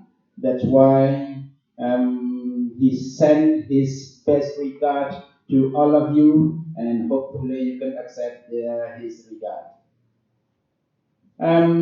Secondly, in this morning we have the conference, and I think this is already the second one, the second ICEBUSS. Is that pronounced ICEBUSS? ICEBUSS. ICEBUSS. A bus made from ice. The ICEBUSS 2019. It is actually a conference on economics, business, and social sciences, which is shortened into ICEBUSS. That's why we would like to thank for the keynote speakers who are already willing to spend time and energy to come to Indonesia, to come to Malang, and particularly to come to University of Islam Malang. And I hope you can spend some time to visit our campus because the conference is carried out here in the hotel. And I think yesterday you were already to the campus.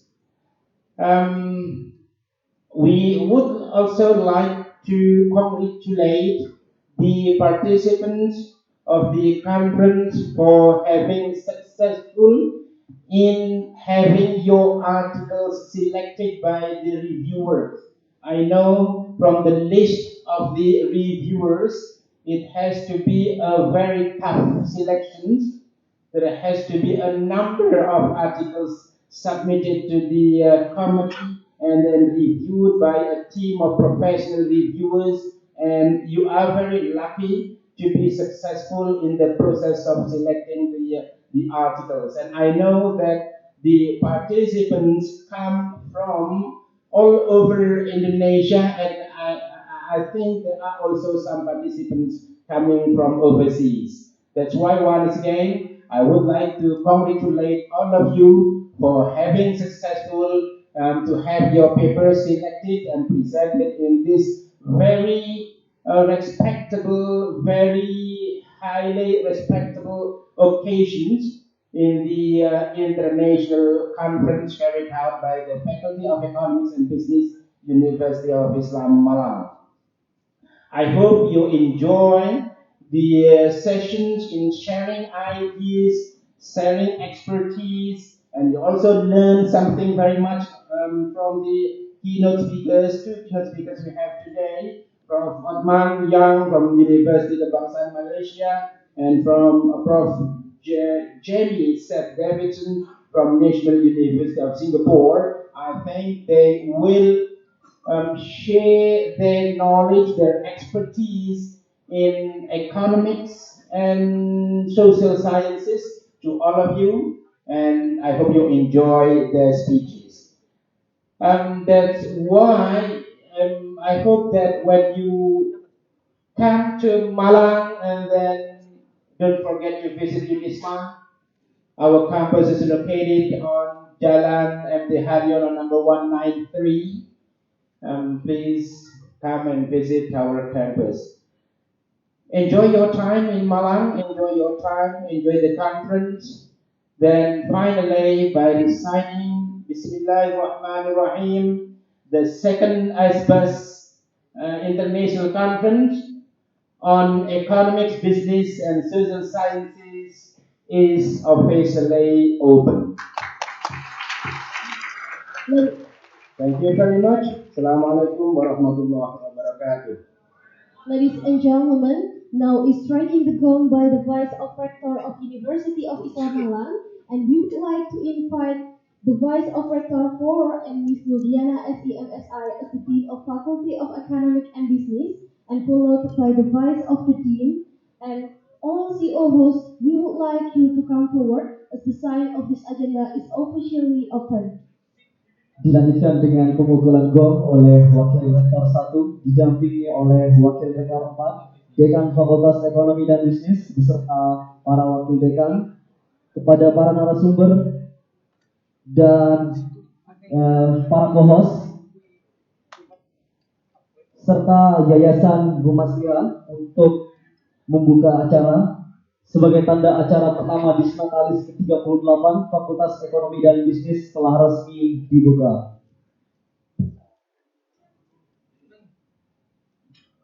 So this is the second opening because it's just opened from the podium. That's the soft opening. Okay, ladies and gentlemen, but once again by reciting Bismillahirrahmanirrahim, the second ICEBUSS conference in the year of 2019 is officially open.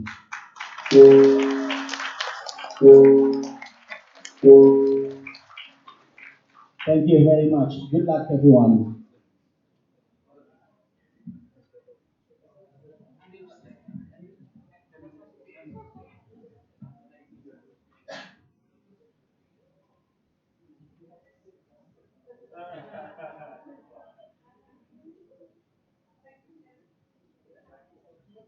Selanjutnya penyerahan sertifikat. Kami persilakan Wakil Rektor 1 Universitas Islam Malang, Wakil Rektor 4, Dekan beserta para Wakil Dekan Fakultas Ekonomi dan Bisnis untuk maju memberikan sertifikat kepada para co-host dan kepada para keynote speaker.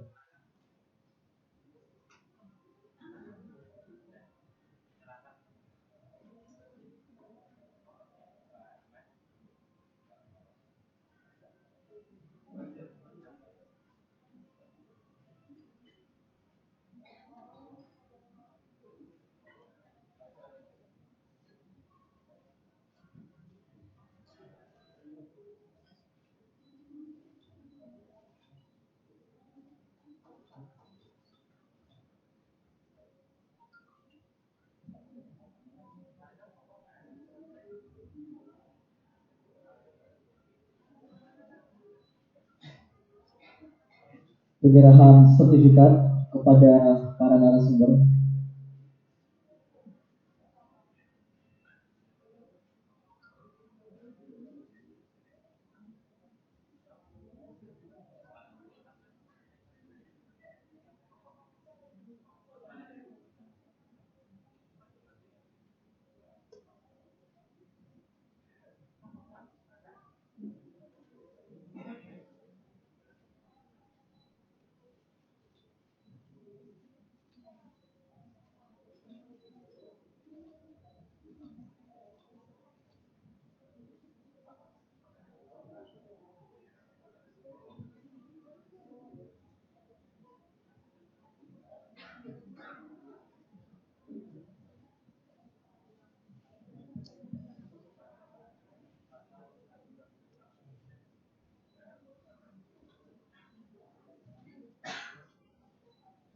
Terima kasih kami sampaikan.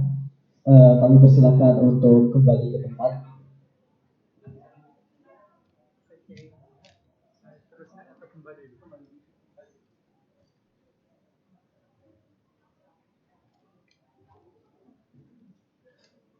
Hadirin yang kami hormati, demikian tadi prosesi opening ceremony yang sudah kita ikuti bersama. Selanjutnya, marilah kita ikuti bersama acara utama pada pagi hari ini, seminar internasional dengan judul Law of Financial Market and Democracy in Escalating Economic Welfare oleh Profesor Othman Yong dan Profesor Davidson, yang sepenuhnya akan dipandu oleh Bapak Irfan Effendi SPD MPD. Kepada beliau disilakan. Sekaligus kami menutup acara opening ceremony pada pagi hari ini. Kami mewakili panitia yang bertugas, mohon maaf bila terdapat banyak kesalahan. Saya Muhammad Imam Mejansyah. Dan saya Nurani Yazila. Pamit undur diri. Wassalamualaikum warahmatullahi wabarakatuh.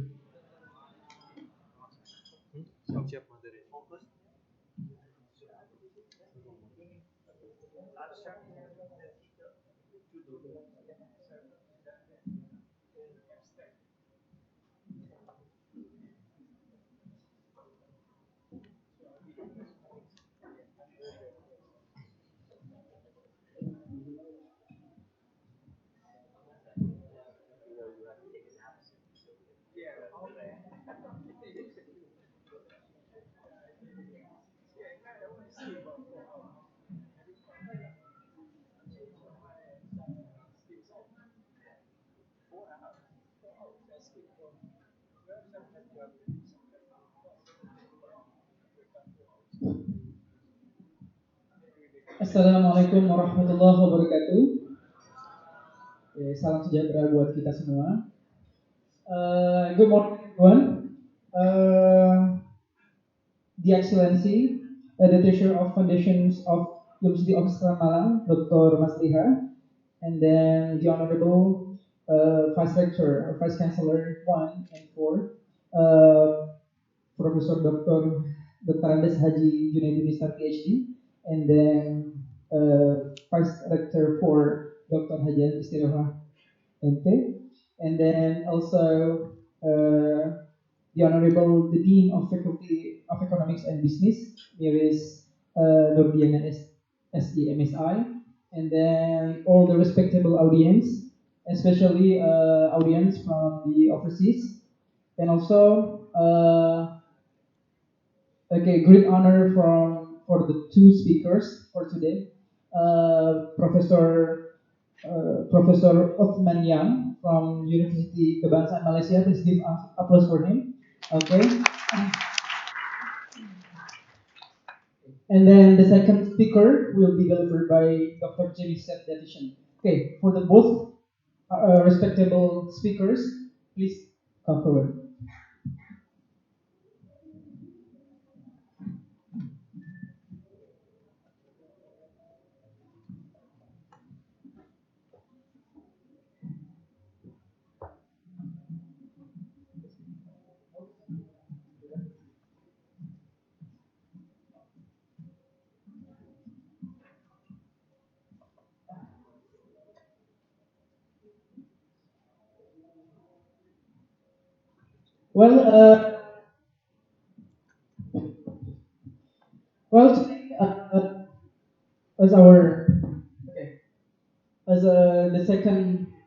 Today, the second national conference of economics, business, and social sciences is already open. And today, the first speaker will be by Professor Othman Yang, and it will be followed next by Dr.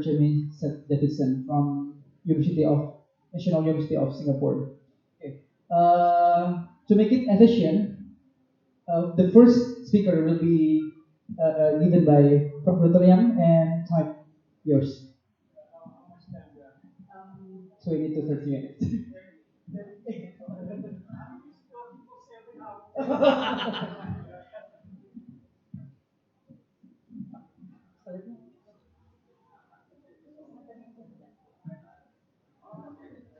Thank you very much. Bismillahirrahmanirrahim.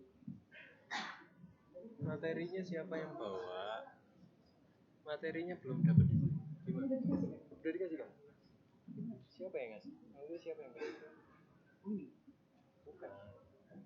Dikasihkan ke siapa tadi? Dikasih ke siapa tadi, Pak? ICEBUSS. Tadi saya dikasih sama tadi siapa yang tinggal di sini? Yang mana? Itu. Ini. Yang? Ya itu. Ya. Nanti kalau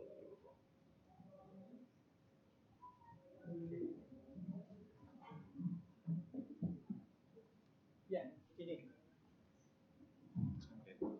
coba enggak kesusahan kayak pointer.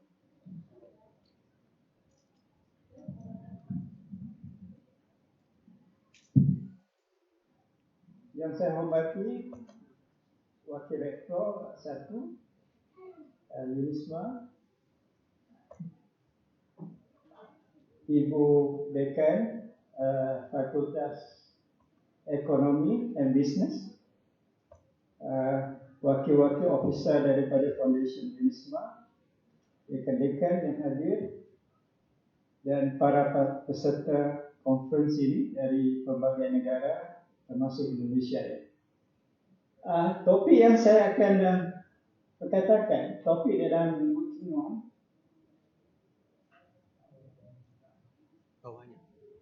bawah. Yeah. Okay. Sebenarnya nama saya Othman, cuma spellingnya itu OTS, Othman. Ainta Min Alif Nun, Othman. Dan nama bapa saya itu Yong, Y-O-N-G, tapi orang tidak nak tahu, tidak bisa tahu itu Yong, mereka fikir saya ini dah Chinese. Sebenarnya saya Melayu. Sebutannya Yong, ya, wow, nga, Yong. Kalau jahilnya. Saya daripada, I'm from Graduate School of Business, which is a part of Universiti Kebangsaan Malaysia. The money-making part of UKM. We charge a lot for master's program, 40,000 Malaysian ringgit for master's program and 60,000 for PhD program. So we are a part of UKM anyway, but not the regular one. We also have faculty of business, faculty of economic and business over there. I used to be from that faculty, but now since they have this new faculty, they want me to go there. Actually, this article was written.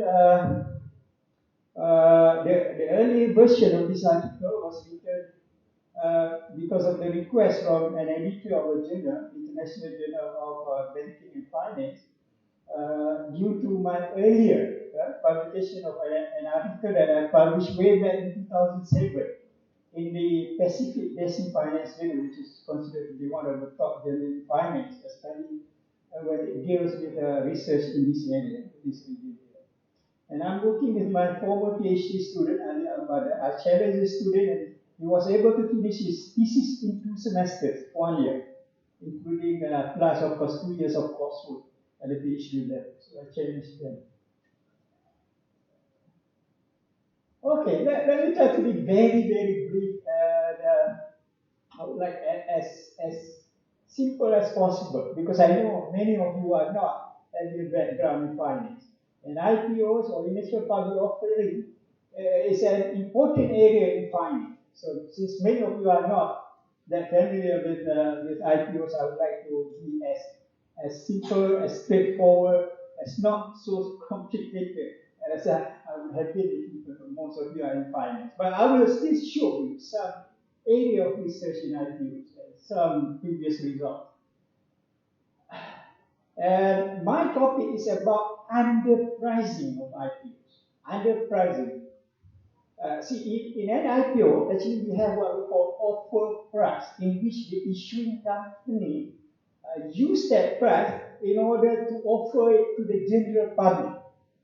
Okay, so we have offer price, or the price that the so-called investors have to pay in order to get a part or a piece of that company. So what is IPO? IPO is actually referring to private company going public. So sometimes we call it a company going public, meaning that they are issuing their shares to the general public, so that general public also can own a part of that company. That's the whole idea of IPOs, initial public offering. But what I'm going to talk is about the underpricing. Why the company is offering IPOs to the general public at a very lower price as compared to the true value. That gives the name underpricing. They are offering their company shares at a price which is lot lower than the actual value when that company or the share of the company is being traded in the open market. And that's the whole idea. So most of the research that I've done really is on how we can explain this phenomenon. The so-called what we call underpricing phenomenon in IPOs. Okay? See, this IPO puzzle or the so-called underpricing phenomenon is not only happening in developing countries, developing capital market. It also occurs in developed countries like the United States, Europe, and so on, Australia, Singapore also. They have all this. They have this underpricing issue. And why it is so? So most of my research is trying to explain, try to figure out why we have this underpricing. And in fact, if you are interested in doing PhD, and my supervision at the Graduate School of Business, I'll be willing to do so, provided that you are willing to go there. Okay. So this is what I mean by IPO puzzle or underpricing IPO puzzle. Why do we have this? So as I mentioned earlier, this underpricing refers to the offer price being lower than the market price when the IPO is being offered to the general public, and we know this when that the company share is being traded in the open market on the stock exchange. Then only we know that the true value is set. Okay? And I did mention, this is the article that I wrote way back in 2007. Actually, I submitted the article in 2006 and it got published in the Basic Finance in 2007. Okay, this is how you are you aware of citation? Your article getting cited by other researchers? This is one way of doing it. Normally, a review article will give you many citations. I have I think more than 150 citations so far with this article, which is quite good for this area. Even though we know I started in the United States and Europe, they have more than 1,000 citations, but this is quite good. But in order for you to get this kind of publication, you have to be requested by the chief editor of that journal. So I was invited to write this article, and in fact, the article or the paper that I'm presenting is also requested by the editor of the journal, the National Journal of Banking and Finance. That was way back in 2006, requested by the editor of the Basic Finance. That's how you get your article published in good journal. Invitation from the editor. I get it because they know your name, so they ask us if you've been doing a lot in this area, so they want to publish in the article. And there are so many explanations why we have this so-called underpricing. This is one reason for it, one explanation. They call it dynamic information acquisition. What it means is company purposely underprice their IPO in order to solicit information or opinion from the general public, especially when it comes to book building in the United States. With book building, normally company will solicit information or opinion from potential investors. So they will ask you, what is your opinion about the true value of this company's stock or IPO? This is what happened. So they purposely underpriced the shares in order for them to incite or to invite others to give your opinion about the shares, about the IPO share. If you put it high enough, people won't disclose their opinion. So you have to lower the price or make it low enough so that others will come and say, no, that price is no good. It should be higher or it should be lower, a little bit lower and so on. Normally, you try to make it as low as possible as a company so that others will come in and offer their opinion. Okay, this is the one reason why there is underpricing. And the second reason, this is what we call prospect theory. Some of this is something to do with the behavior of human beings. Normally, you don't care so much about your wealth, the level of your wealth, how much money you have. What is more important to you is how much have your wealth increased from the previous one. For example, let me put it to you something like this. Let's say, you want to offer at the IPO at 150 rupiah, 1,000 rupiah, let's say, you want to offer it. But somehow you feel if you put at that price, then people might not think that they are making a lot of money. So as a result, you purposely put the price, the offer price at 100,000 rupiah. So if the price goes up, finally, when it got paid, they offer market to 200 rupiah. From 100 to 200,000 rupiah, the return is 100%, right? But if you put the price at 150,000 rupiah, it goes up to 1,000 to 200 rupiah, your return is only 33%. So to investors and also to the so-called insiders of the company, the original owners of the company, they would like to have higher return in percentage rather than every year your wealth equivalent to 1 million rupiah or 200,000 rupiah. So they see that their wealth now increased by 100%, not by 33%. So they prefer that. So as a result, they allow the underwriters, the investment bankers, to put their price of IPO at 100 rather than at 150. Okay, that's another explanation. And we have many more explanations. I don't want to go through all of this. I'll mention a few more. Winners just referring to small investors. When you are a small investor, you thought that you are not a good investor. So in order to attract the small investors, the retail investors to go in, the company have to lower the price so that will entice the so-called the small investors to get into the market and buy the stock. Otherwise, small investors like us, retail investors we call it in Malaysia, pelabur runcit, that's the term we use in Malaysia. We won't go into buying IPOs if the price is not low enough because we are not good investors. As a result, those companies can always lie to us or tipu. That's the word we use. So because you don't want to be kena tipu, then the company has to lower the price in order to entice us to go into IPOs together with the so-called knowledgeable investor, the institution. And then we have information cascade. This refers to people are doing something because others are doing it. Just like the bandwagon. You remember the old movies, cowboy movies, they have these wagons, pulled by horses. This is more or less the same thing. If you see others are going to buying IPOs, you will also follow suit. People are following others because they want to get a piece of that company ball.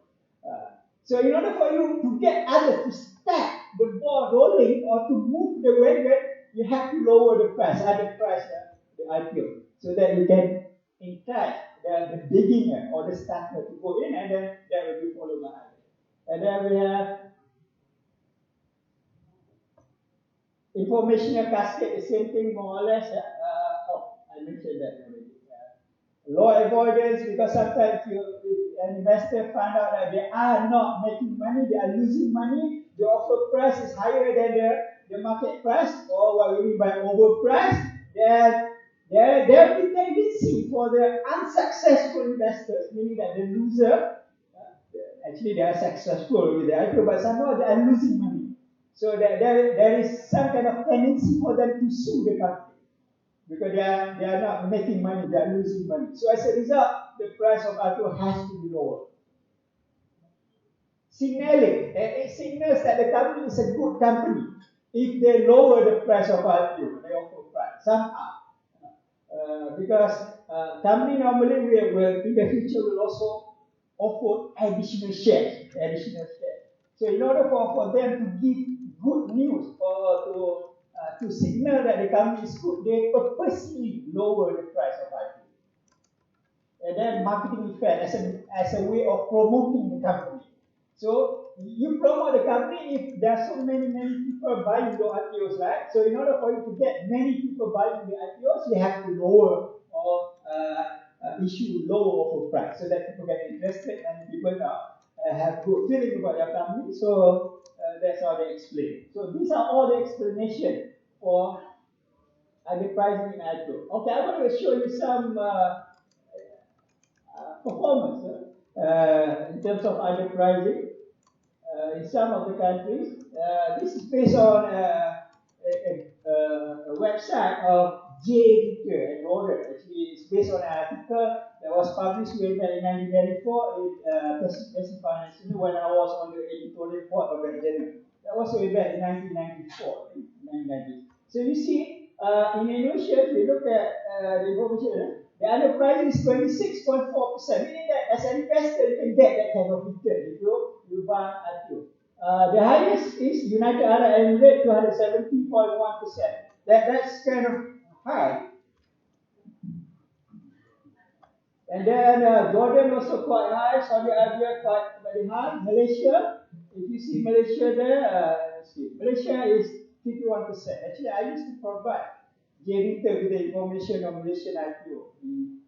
He wrote to me and I explained with the information and also some of the research that I've done earlier. So this is more or less the average return on Malaysian IPO. So you can see in all of the countries listed there, this is based on Asian countries in Asia, they are all having underpricing or high initial return. See, from the point of view from an investor, it is called initial return.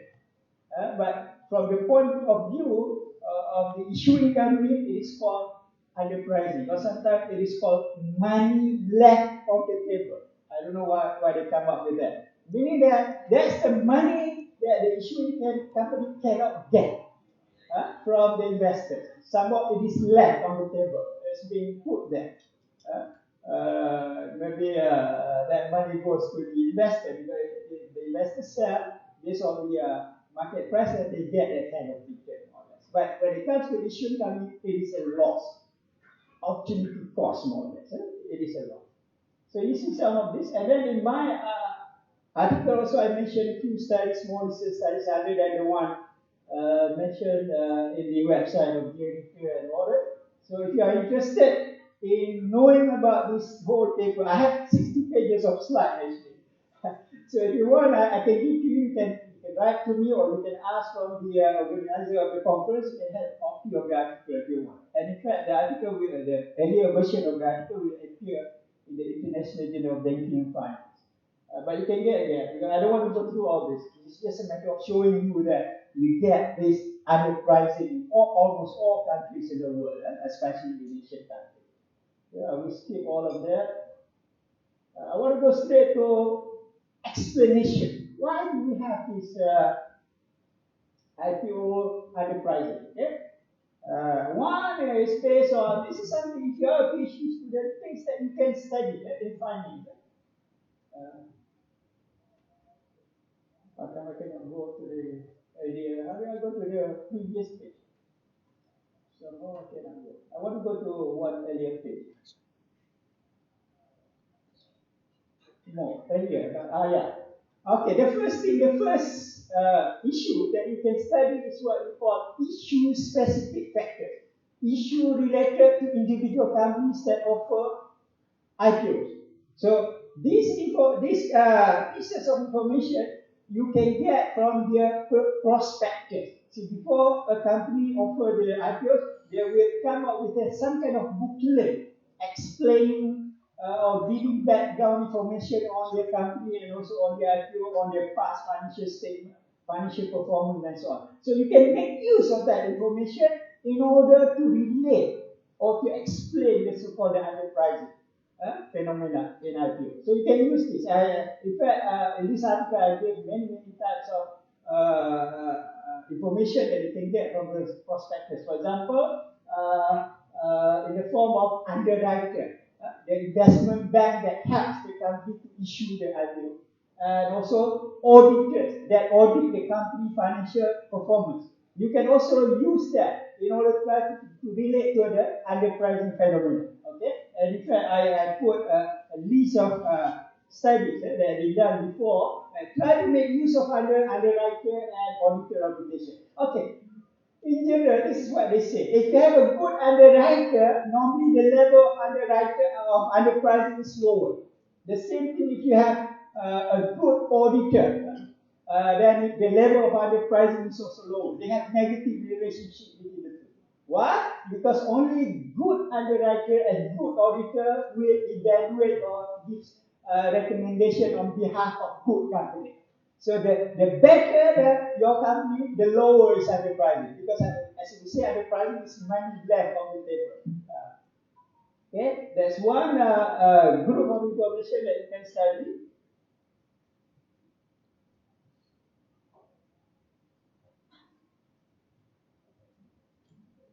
Okay, those are some of the examples of studies that you can get. And the second thing regarding to the first issue is information on the board structure. Who are the members of the board of directors of the company? Whether they are independent board of directors or they are more or less executive and whatever. The ownership concentration also in the board structure. So this is the second group of information that you can use in order to determine or explain underpricing. The Yatin, that is actually my team. If you see one of the author, by the way, her name is Puan Yatin. Her name is Puan. She's my current dean at the graduate school. She also wrote something on underpricing. That's the article that she published. Okay, board of directors, and then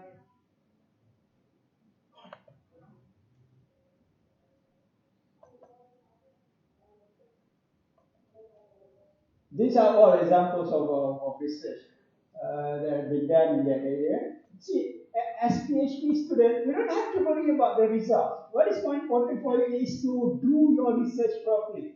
The result, it can be anything. Sometimes it follows some past result. Sometimes it gives you new results. Sometimes you have mixed results. Don't worry, if you are a PhD student or researcher, it doesn't matter.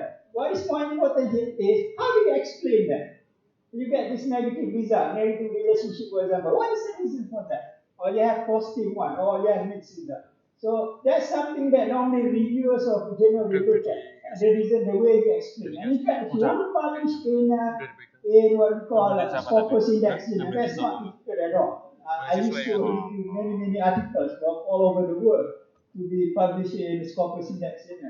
I was asked actually earlier by Pak Herman, actually, I was supposed to give a seminar on how to publish Scopus Index. Actually, it's not difficult at all.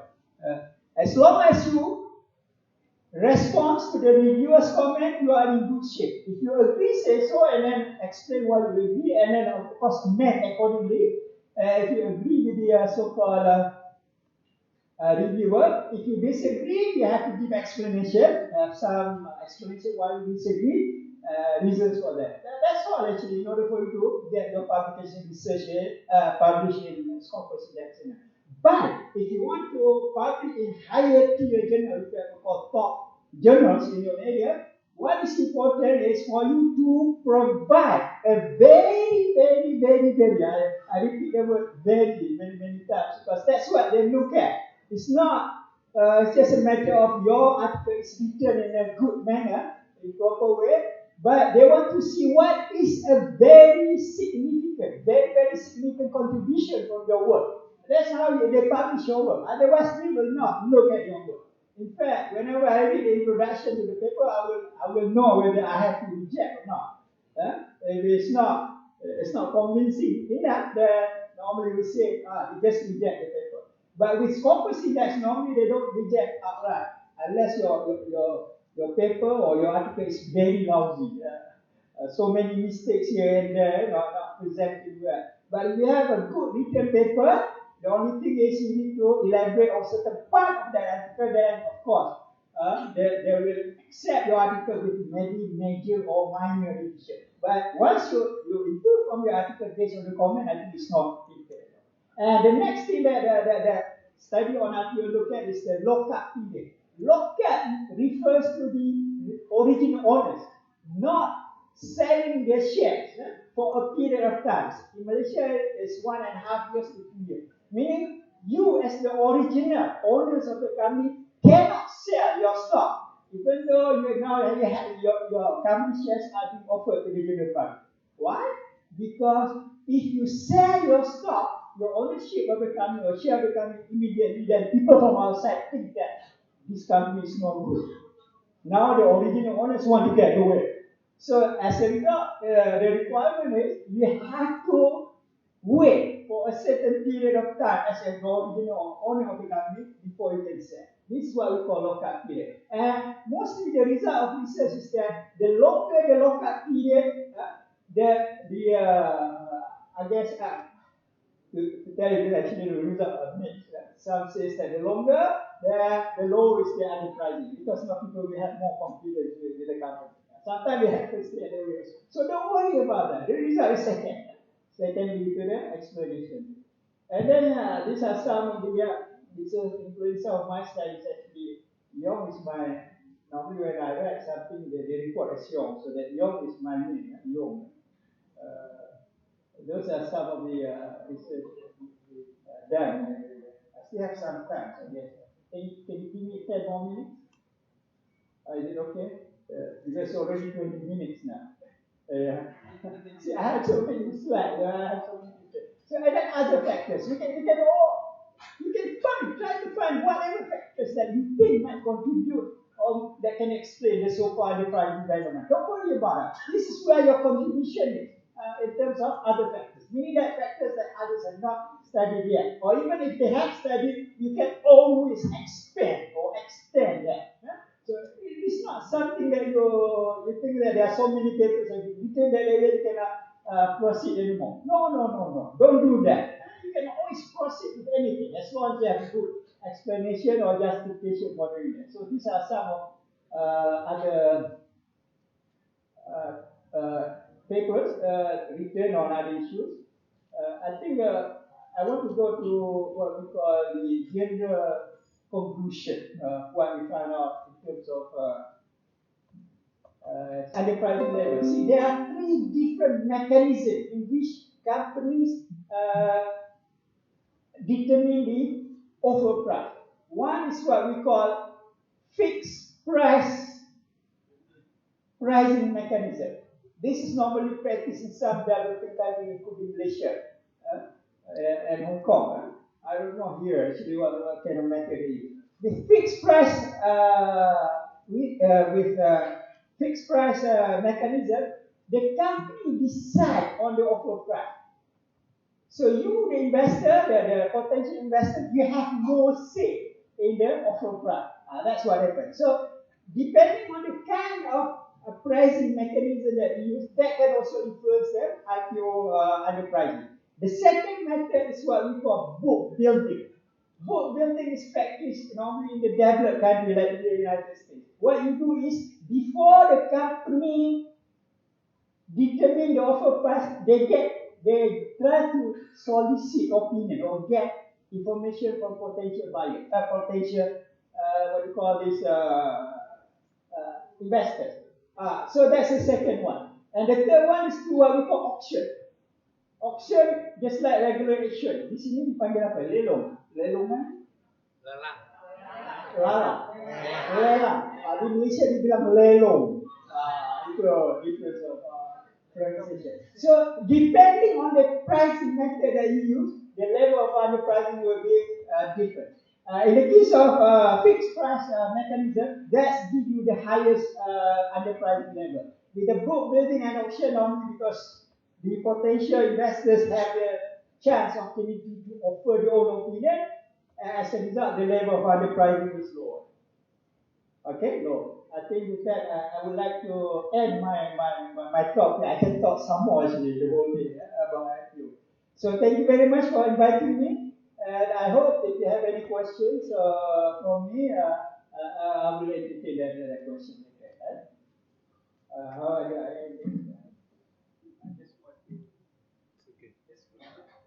Yeah, that's it.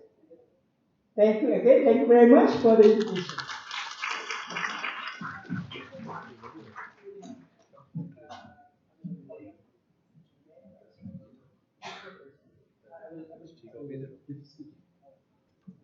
Thank you very much for Professor Othman. And of course, it was really interesting and amazing explanation on underpricing phenomenon in Asian Asia public offering.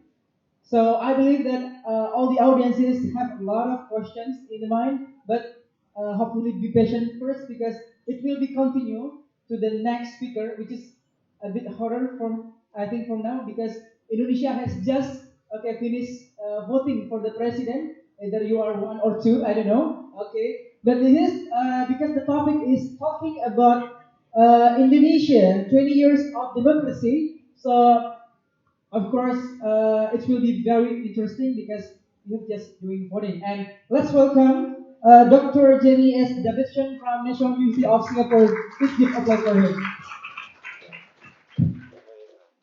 I voted for number 3. My candidate didn't win.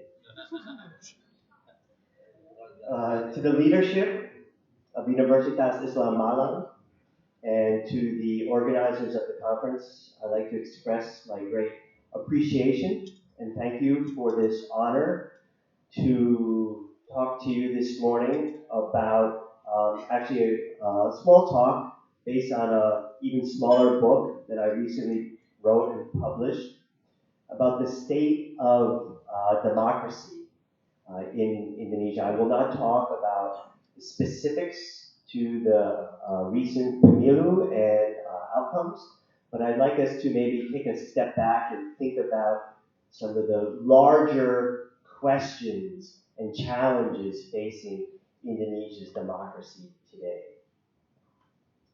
So next month, it will be 21 years since Suharto left office in Indonesia and democracy replaced dictatorship.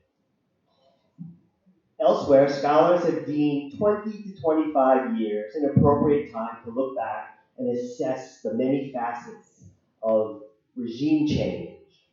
And so in this little book and in this short talk, I will try to assess how, in some ways, Indonesia has changed and how it has not. My principal argument is that Indonesian democratization looks quite strong in comparative perspective, but that it looks much weaker when you view it up close. So, as of literally now, Indonesia, or post-Suharto Indonesia, has held 5 national parliamentary elections, 4 direct presidential elections, and more than 1,000 local elections. Democracy across this sprawling island nation has shown resilience. The rotation of elites through office has been largely peaceful, and most Indonesians view the electoral process as fair and legitimate. Remarkably, few Indonesians have been killed in direct connection to elections, as they, or especially journalists, have been killed in the older democracy of the Philippines. There has been nothing comparable to the extrajudicial killings of civilians by state agents, as many, anywhere between 13 and 20,000 people, according to human rights groups, that President Duterte has encouraged with his war against drugs. Disproportionately, this spree of state violence has targeted the urban poor. Indonesia's press is relatively free, and none of the post-Suharto presidents have been embroiled in corruption scandals like that in nearby Malaysia. Sorry, sir. Where former Prime Minister Najib Razak has been accused of misappropriating more than $700 million in state-related funds. Electoral manipulation in Malaysia has been in favor of UMNO has been rampant, with severe gerrymandering of favored Ploy.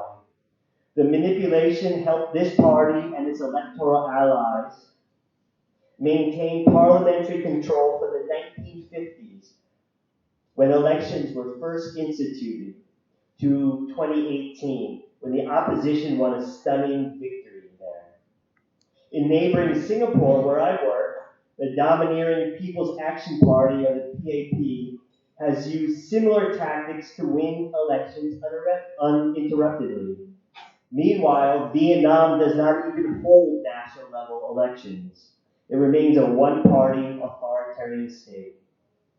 And in Thailand, unlike the Indonesian military, continues to stage coups whenever it perceives political stalemates as insurmountable. The military in Thailand staged its latest coups in 2006 and 2014 and has applied draconian laws to stifle dissent. To Thailand's west, Myanmar's military, in power since 1962, took the world by surprise when it initiated a transition toward democracy in the formerly isolationist country. Here, however, political liberalization has helped to ignite a virulent form of Buddhist nationalism that has resulted in the murder of thousands of Muslim Rohingyas and the forcible displacement of hundreds of thousands more from their home province in the country's west. Refugees have recounted horrifying atrocities. Farther afield, Turkey and Indonesia had been celebrated as a model of Muslim democracy until its Islamist president Erdogan made a power grab as a result of a failed military coup in mid-2016. The country remained under emergency rule for almost 2 years, and Erdogan's regime arrested some 50,000 opponents. Post-Suharto, Indonesia has also not experienced the sharp reversals that have plunged the countries of the Arab Spring, except for Tunisia, back into authoritarianism. Indonesia's democracy, however flawed, has also outlasted efforts of institutionalizing open politics in another vast, multi-ethnic polity with a marked despotic past, Russia. Who said making democracy work was easy? The counterpoint to these observations is that by shifting one's gaze from this broad comparative perspective to a country-specific vantage point, some of the luster on Indonesia's democracy is lost. State institutions, weakened by decades of overbearing interference and a crippling politicization, are compromised and corruptible. This is especially so for those institutions tasked with the upholding of the rule of law. Inequality is on the rise, poverty alleviation too slow, and the creation of jobs in the formal sector slower still. Money politics infects elections and legislation making at all government levels. While the country's multi-party system has proven stronger or more robust than that of the Philippines or Thailand, the system is cracking under the weight of corruption and a rise in vote buying.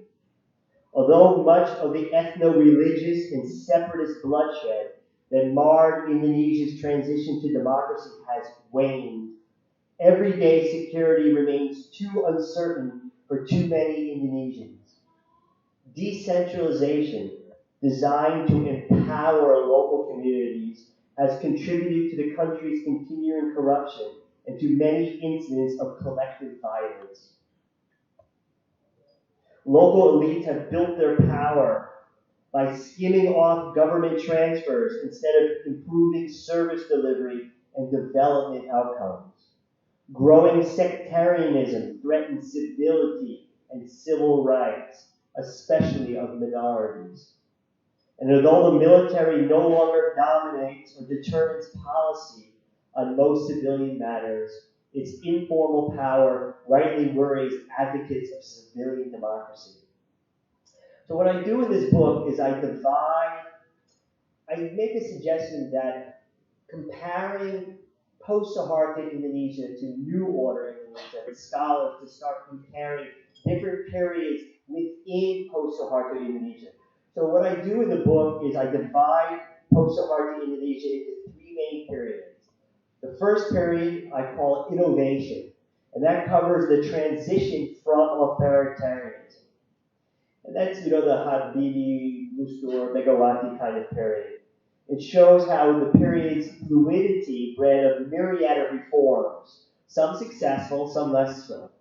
And the uncertainty of the transition thrust millions back into economic despair on Java and contributed to separatist and communal bloodshed on the country's outer islands. But it was also a period of ferment and optimism, perhaps above all an optimism that a new democratic order was consonant with the country's complex social fabric. Now this was followed, of course, by SBA's 2 terms, which I label as stagnation. Jalan di tempat. SBY was a victim of outsized expectations, juggling the competing interests of a greedy and an unruly parliamentary coalition, but buoyed by strong economic growth thanks to a commodity boom, Yudhoyono slowed the pace of reform to a halt. Procedurally, Indonesia remained democratic, but Yudhoyono's governments failed to improve the quality of that democracy meaningfully. In fact, attacks against minorities indicated that some gains were being reversed. Now, Jokowi's period today I've called, and I think a lot of people could perhaps agree with me, is polarization. And it details how a potential destabilizing divide has emerged in the post-SBA period. Indonesia's president, Jokowi, I guess he's still current president, according to most people, except for one person, who shall remain nameless. He's both the cause and effect of the severing of political Islam and pluralism and their divisions into opposing camps. Then I would like to just read a little bit from the conclusion. And again, it brings up some big ideas about the future and the fate of Indonesian democracy. There are plenty of reasons why Indonesia should not be a democracy. Impediments highlighted in the academic literature are found in abundance in this country. Extreme religious and ethnic diversity, a Muslim-dominant population, low development, about $4,000 US per capita GDP, a rich natural resource endowment, growing inequality, weak institutionalization of constraints on executive power, and a neighborhood of checkered support for democracy. Thailand, Singapore, Vietnam, Malaysia, and even China. Other hurdles are harder to quantify, including a heritage of feudalism, colonialism, and authoritarianism. Certainly, the unmistakable retreat of democracy worldwide does not encourage the ideals of equality and freedom in Indonesia today. This retreat tells us that many Indonesians are not alone in struggling to save democracy from its foes. Still, it's pertinent to ask, given the structural impediments and the growing polarization of Indonesia, how durable is the country's democracy? How long will or can it last? Is the end near? I know it's a difficult or odd question to ask given the election you just had, but I think it still remains pertinent. If Indonesian democracy collapses under the weight of Islamic nationalism, oligarchic power, or the military interest, the academic literature will have seemed prophetic. Too many handicaps had overwhelmed the democratic order. If we are speculating, it is also possible that even once lost, Indonesians very well might remobilize to bring back democracy, a tale akin to Thailand's erratic swings toward and away from open politics.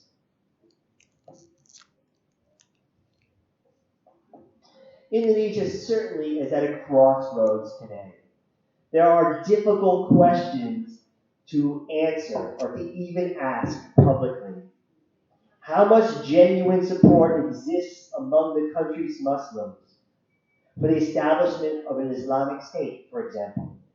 Does the majority prefer to maintain some tenets of democracy alongside a thickening of the public sphere with Islamically inspired values and morals? Expert opinion tends to believe so, although evidence is inconclusive. According to public opinion surveys, support for an Islamic State has grown, albeit from a very low level.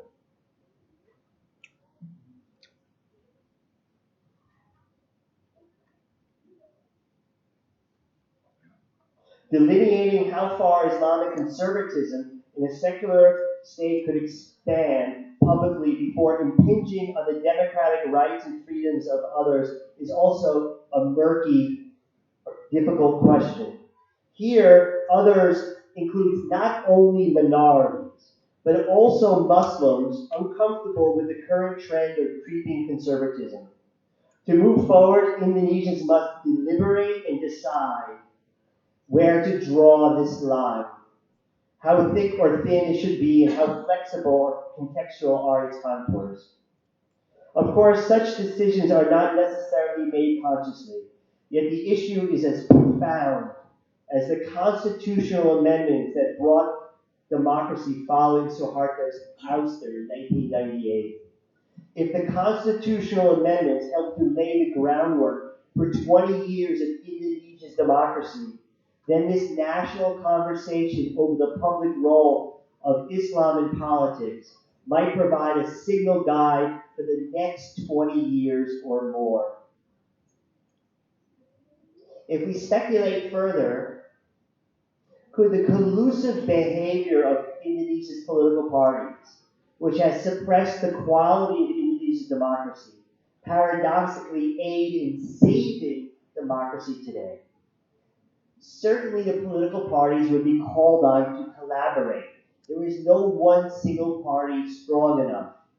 Recall that even the top parties in Indonesia barely get 20% of the vote cast in national elections. And that proved true just last week.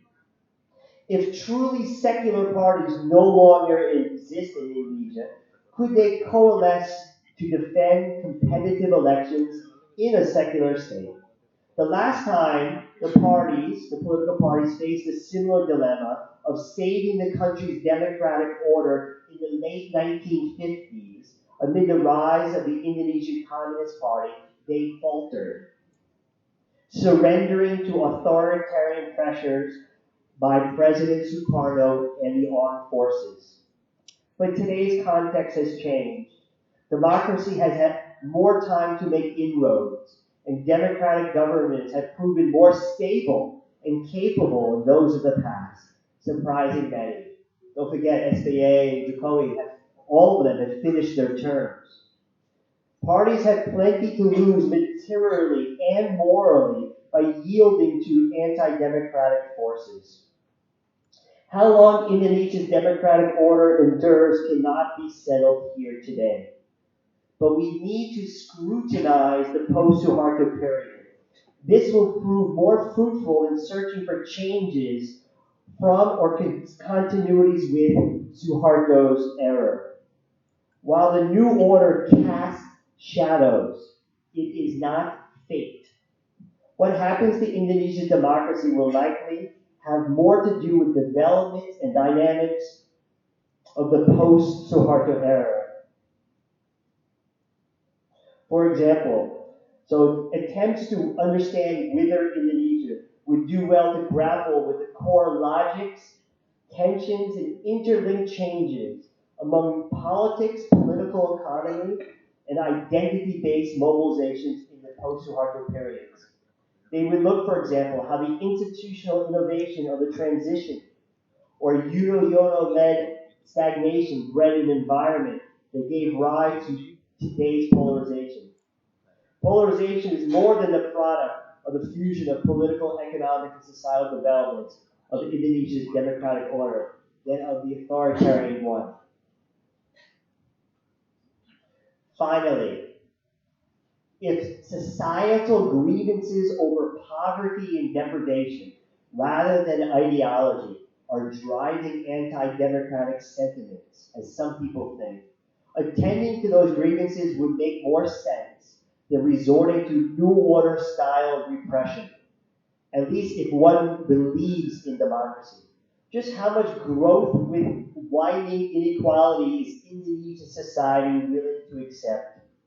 How many more politicized social security provisions and conditional cash transfer programs, for example, does there have to be before a pro-poor coalition in the name of social justice emerges and demands structural change? Here, I think two key points stand out. One is the entanglement of lessening poverty and mitigating inequality. The creation of formal sector jobs, especially in but not limited to manufacturing, is critical. Overemployment in food crop agriculture and in the informal sector leaves too many Indonesians without a steady stream of sufficient income. And those who have barely escaped poverty still remain vulnerable to sudden price shocks of staple goods and susceptible to medical emergencies that often wipe out hard-earned savings. Vicious cycles for tens of millions of poor and near poor must be broken. Whether the Indonesian poverty line is drawn at 2, 3, or even $4 a day, these amounts are unconscionable in the early 21st century in a country of such immense resources. Jokowi's infrastructure program, there, for example, must be measured not by the number of ribbon cuttings over which he or his successor presides, but by the number of good jobs that the new facilities and downstream investment create. Otherwise, the billions spent in public funds would have been wasted. Then there is the dire state of Indonesia's rule of law institutions. Legal reforms in Indonesia have made the least progress. Although partial successes, the new Constitutional Court and KPK are but two institutions, only two. The judicial system comprises of courts in dozens of provinces and hundreds of districts around the archipelago, and they have continued forth as if there has been no regime change. Systemic corruption, inadequate budgets, poor management, the low professionalization of lawyers, prosecutors, and judges, the slow resolution of cases, and the high costs for litigants explain why the system is distrusted by the public and why few people seek it. The legal system's unreliability also deters much needed private investment. Investors are therefore forced to craft ad hoc, particularistic arrangements and protections with local power holders. While this approach to contracts and property rights can prove productive for the brave-hearted, it is clearly a second or third best solution. With little legal certainty for the private sector, it is no wonder that Jokowi is building up the state sector to unprecedented heights. Relying on the state sector for growth is politically expedient. It is also depressingly true that elites and other insiders benefit from a dysfunctional legal system and the partial enforcement of contracts and property rights. But at some point, there must be structural change in the legal system to produce sustainable and truly equitable growth, at least so that the well-off can strengthen their own claims over their own property rights.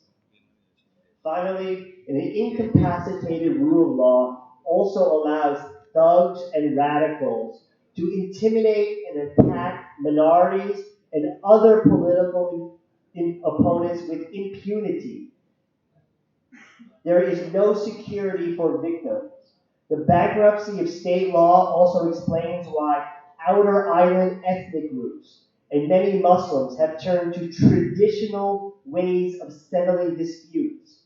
But these ways are known to systematically discriminate against women, outsiders, and members of those identity groups who happen to hold different beliefs.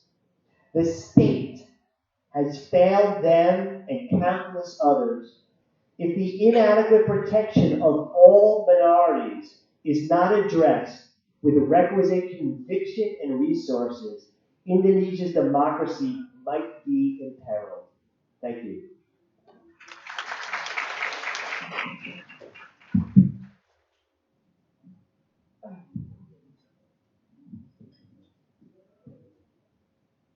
Well, thank you very much for Dr. Jimmy, and it was really clear and very interesting explanations, and also, okay, and it was very interesting also when explaining about there are three categories of post-Suharto. This is very interesting, I think, to be discussed, and maybe the future of Indonesian democracy. Yeah, maybe we can discuss after this.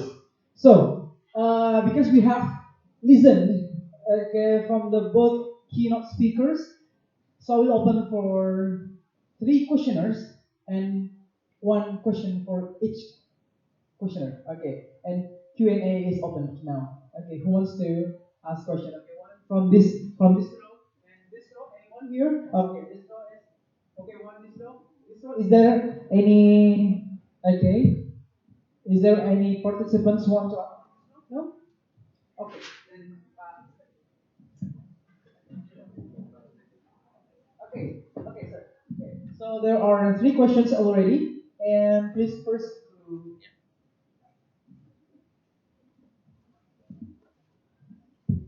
Terima kasih kesempatannya. I want to ask question. One question is for Prof. Othman and Prof. Jenny. My question is to Prof. Othman regarding the underpricing. Is there any case of overpricing in Asia? And the second question, since there are so many incentives to do overpricing or giving reward for the new investor, could I say that on the average you said that like ASEAN or 50%, but in the US or 100 or something, it indicate that the company in US is better than ASEAN because the opportunity cost for ASEAN is less than the advanced uh, company. And the second question to Prof. Jamie, I want to learn from US democracy. In your country, I just read on the internet there is a KKK, right? KKK is some kind of radicalist in white world, something like that. Uh, the problem for our radicalists is conservative that they don't believe in democracy. Is there any different radicalists in white country and our country? Something like that. Thank you, Professor. Thank you. Mr. Agung, okay. Agung from INJ.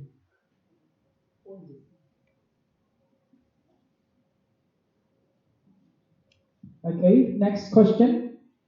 Next, in front first and you are the second. Okay. Okay. In front first. Okay, good.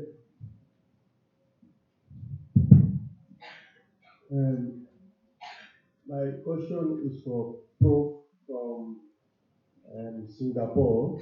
Okay. About your democratic book you have just read.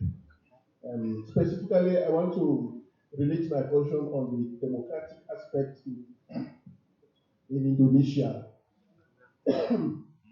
How do you assess the electionary process in Indonesia if it's free and fair. What I mean, I wasn't in Indonesia the past election, but I'm in Indonesia this past election 2 weeks back. Also, how do you assess the rule of law in Indonesia?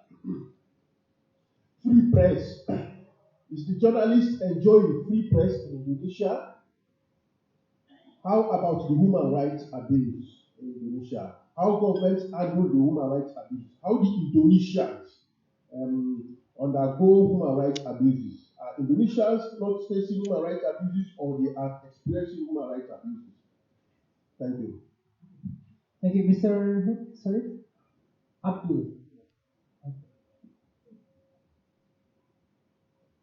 Well, the last question for the first no, at the end. Okay. Sorry. Ada yang di belakang belum sudah tadi. Okay. Okay, my name is Ariel from Universiti University. I have 2 questions to Professor Othman and Dr. Zeni. I didn't have finance background, to be honest, so I'd like to ask regarding the IPO. In my opinion, investing in IPO is like playing a game, right? When we should put the button at the right time. So the question is there any historical information to technically analyze over or under IPO? Okay.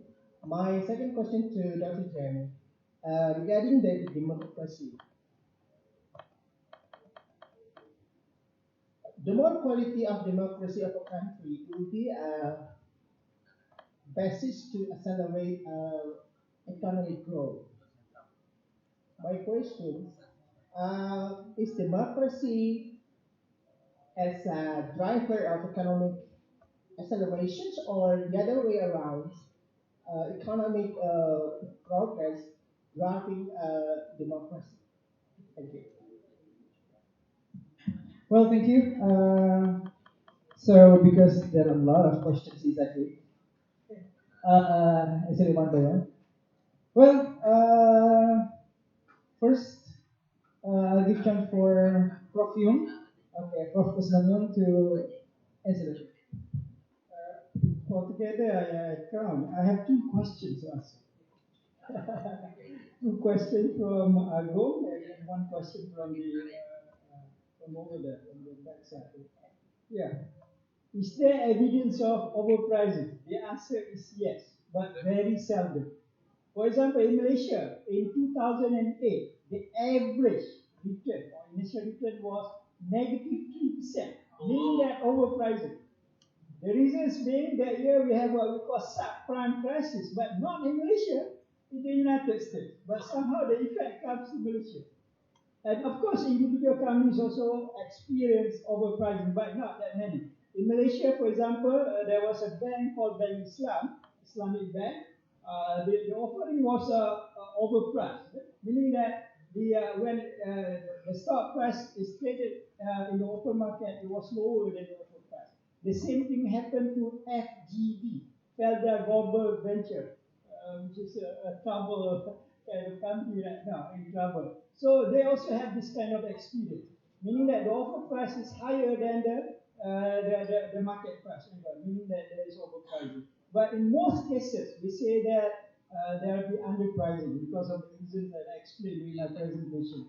So meaning that you still, on average, you still can make money if you happen to be successful in your subscription of the IPO offer. And then, okay, the second question from Margot is compared to advanced market like the United States, what is the so-called performance of IPOs in the country around this area? The answer is we have less underpricing in the so-called developed capital market like the United States and US as compared to developing countries in this area. The reason being, over there, they use what we call book building pricing mechanism. In countries around this area, for example, Malaysia, Hong Kong, I think Singapore used to be that way also, we use what we call fixed pricing, meaning that the company fix the price without getting information from the potential investors. As a result, there will be very big difference from the so-called offer price and the true or the opinion given by the regular investors. But in the United States, since they are using book building and also option, we call it, you get more or less feedback from the potential investors first before you fix the price, before you state the price. As a result, the difference is not that much between the opinion of the general public and the offer price as fixed by the company, the insurance company. And the third question is about the question of game. You think that investing in IPO is like playing a game. Actually, they have this saying in the real stock market. It's just like a casino. Because, see, I used to write many, many books. In fact, more than 20 books on stock market. Actually, it is not. If you know how to play the game, then you are in good shape. So playing game is only for those who do not know much about the market itself, the stock market. But with regard to IPOs, actually it is not a game. You are given prior information on the company's background in terms of their financial performance and so on. Because a company, before they get listed on the stock exchange, they have to provide information of their company regarding the performance for the last 5 years, for example, in the case of Malaysia, the company have to provide that only good company are allowed, based on certain level of sales or asset of the company. They're not allowed to be listed. Otherwise, they won't. But somehow there is in another market, in Malaysia, listing market, it is called ACE market. Actually, now they don't require anything. Any company can get listed on the market. Actually, I disagree with that idea. It used to be that the ACE market was referred to as NASDAQ. Then NASDAQ, before you can get listed on NASDAQ, you have to show that your company is within standard for the last 2 years. Actually, for the used to be called main market used to be called the main board. Main board of the 5 years, but for NASDAQ it was 3 years. We should provide information on the financial strength of the company, and there are other information provided to the general public. So you can use, in fact, those pieces of information in order to gauge the future performance of the company. Like I mentioned, the company specific information. Actually, those are past information. So you can make use of that information if you're really into IPOs. Study first, do the analysis, then only you go and invest. Don't simply go there without knowing much about the company. That's more like a playing game, playing Russian roulette. Okay, I'd like it to that. Okay, thank you very much. So I think it was a great answer, and everyone has already answered. And the next will be answered by Dr. Jimmy. There are also. Thank you. I too think I have 3 questions. So first question is a very, very insightful and very challenging question. And I think you kind of hit the nail on the head, one of the great challenges of democracy, right? What to do with groups, radicals that don't believe in democracy, right? And you can point to an organization like KKK you did from the U.S. or I would imagine most societies around the world have certain radical groups. I would imagine every democracy has some groups that are not enamored with the democratic order. So the question then becomes, as a champion of democracy, what are you supposed to do about it? And if you're a true believer, as democracy, as not necessarily the best system of governance, but the best system of compromise that we have, it's very hurtful to hear those people profess their views publicly. But it's probably even worse to use non-democratic methods to suppress the right they have to voice their opinion. You're making, I think, a bad situation even worse. So the irony, of course, is that these groups are given space in which to voice their opinions by a democracy. So they're exploiting the good things that democracy gives to a society, like diverse views and outcomes. I think we would live in a very boring world if there were no, for example, radicals. I mean, it's a real awful thing to say when they commit violence and you lose family members through the violence that they've committed, but politically speaking, you want to hear as many voices as possible. And suppressing them just for the name of democracy doesn't work, because then you no longer have a democracy. So it's a very difficult question, but it's not Indonesian or it's not American. I mean, this is a global issue that all democracies face. What line do you allow the freedom of speech, and what line do you come down and begin to repress? It's a line that I know, for example, your President Jokowi struggled with greatly during his first term, and a line that I think he missed. I think he was way too repressive, which gets to the second question about the different components of Indonesian democracy. Indonesia's elections, yeah, I mean, they're until Indonesia can pass very strong laws on campaign finance, which even my country can't pass. Money politics is going to infect Indonesian elections forever. In America, campaign finance laws fail under the constitutional rights to free speech. So you want to promote free speech, but how do you rein in campaign finance? Indonesia still needs to figure that one out. Some countries have done a pretty good job, but some of them have gone too far. Indonesian media, yeah, it's quite free. I think there's maybe some influence by some media oligarchs in the press. I think Indonesian press self-censors. There's not as much direct pressure on Indonesian media as it once was. But in all these components, and especially, for example, human rights that you mentioned, Indonesia has made progress, but I think it's been disappointing how much progress is made. I think there were a lot of hopes that, for example, on Jokowi's first term, came to prominence as a supporter of human rights. He didn't really do much. Jokowi was consumed with saving his presidency and breaking up coalitions against him. He didn't really give much attention to human rights. And I think the campaign promises he's made to be re-elected puts him in a situation where he can't do that much about it either. Indonesia is still grappling. The fact that someone like Prabowo can be a presidential candidate twice, I think doesn't do well, does not put Indonesia in a nice light when it comes to past human rights abuses. But again, like the issue regarding free speech and radical groups, anti-democratic sentiments, what to do about past human rights abuses is a very difficult and sensitive subject that there is no textbook for. Each country must come to grips with this. You can either forgive and forget and move on, or you can try to hold those accountable, but doing so comes with risks. But forgiving and forgetting is different than forgiving and becoming president. It's a big difference, although maybe it hasn't happened.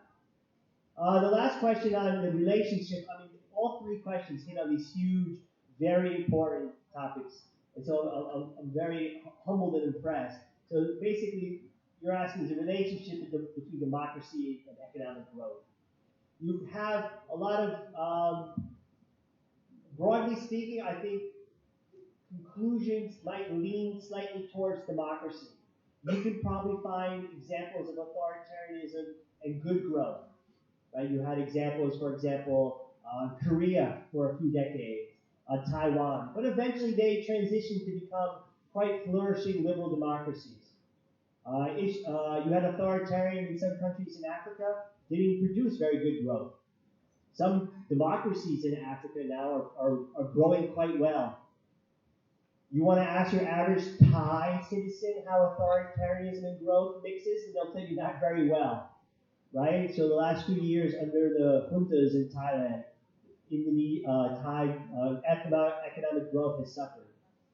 So that brings us, of course, to Indonesia.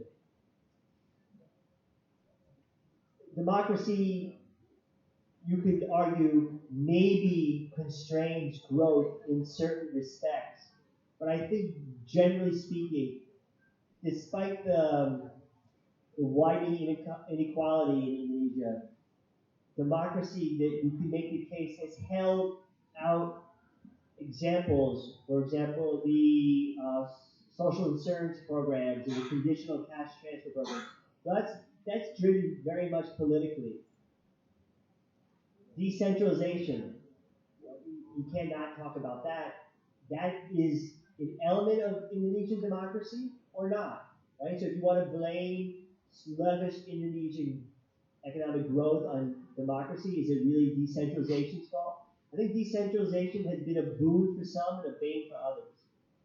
Indonesian economic growth has been pretty decent the last few years. Hasn't been as high as elsewhere. You're right, you could point to Vietnam, for example, authoritarianism there. But Vietnam has started from a much lower base than Indonesia has. And I think Indonesia, you'll see soon in Vietnam, you'll see a great tapering of economic growth. Economic growth is, for lack of a better phrase, easy to get up to a certain point. And then it's much more difficult getting over that kind of technological hump into the second phase. Vietnam hasn't proved itself able yet over that second phase. And I don't think it has the political system to do it. It's easy to say, yes, it's grown so great. But Indonesia has already started that effort to get over that second phase.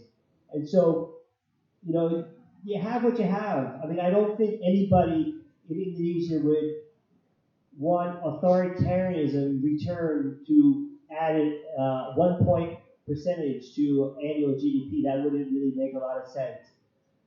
So you have what you have. That doesn't mean that reforms can't be made. We'll see what Jokowi, he obviously tried to make as many reforms as possible, as politically possible in the first stage. We'll see how he does in the second. To be honest, if you take the precedent of SBA's second term, I don't hold out great hopes of what's going to happen in the next 5 years. I mean, SBA's second term was a disaster. So he set the bar very low. Hopefully Jokowi can come in a little above that, but who knows? SBA got very lucky.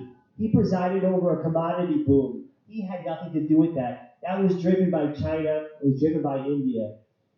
And now that demand has lessened, so Jokowi has obviously turned to the state sector, all the SOEs, the BUMNs, to build infrastructure. And we'll see what the next phase brings. But it's an excellent question.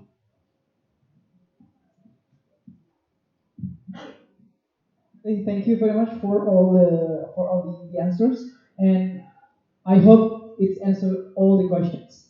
And Professor, okay, and Dr. Jenny, before we close, exactly, could you please give us a closing statement on the opportunity and the challenge of Indonesian democracy? So maybe I don't know the next. You want me to predict who's going to be president in 5 years' time? How can I know when I voted for number 3 and that candidate didn't even win? I mean, on the one hand, you want to say congratulations, right? I mean, this is an extremely difficult exercise that Indonesians just participated in. And most Indonesians participated in it very smartly and beautifully. I mean, there was, again, compared to some other countries, so few problems and so few killings during the campaign and over the electoral results so far. We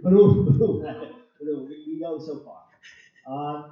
And so it's a great feat, but the problem with democracy, and I think if you want to talk about comparative perspective in my country, is that it's a moving target.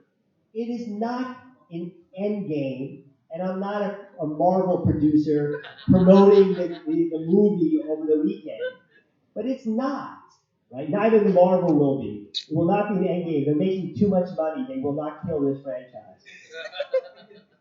It's a continual process. That's all it is. It never stops. Look at my country. We've been a democracy, depends upon how you count. 200 years, maybe only 50 or 70 years when certain minorities got their full political rights. And now my democracy is under great threat. Hopefully the institutions that have been built in the US can withstand an assault like they've been witnessing. So it's a process. And I guess I would say, if there's one thing I would conclude on, is Indonesians need, especially the elite, need to spend much more time worrying about one's political coalition and re-election and building strong institutions that could last, particularly to protect the rights of the vulnerable and the poor and your average citizen from thuggery, from abuse of power. That, I think, is where Indonesians should concentrate more of their energies going forward. Thank you. Thank you very much. Next, the closing statement from Prof. Othman regarding IPO. Maybe you would like to invest on IPO in which company? Maybe we are beginning an IPO. Yeah, I personally, I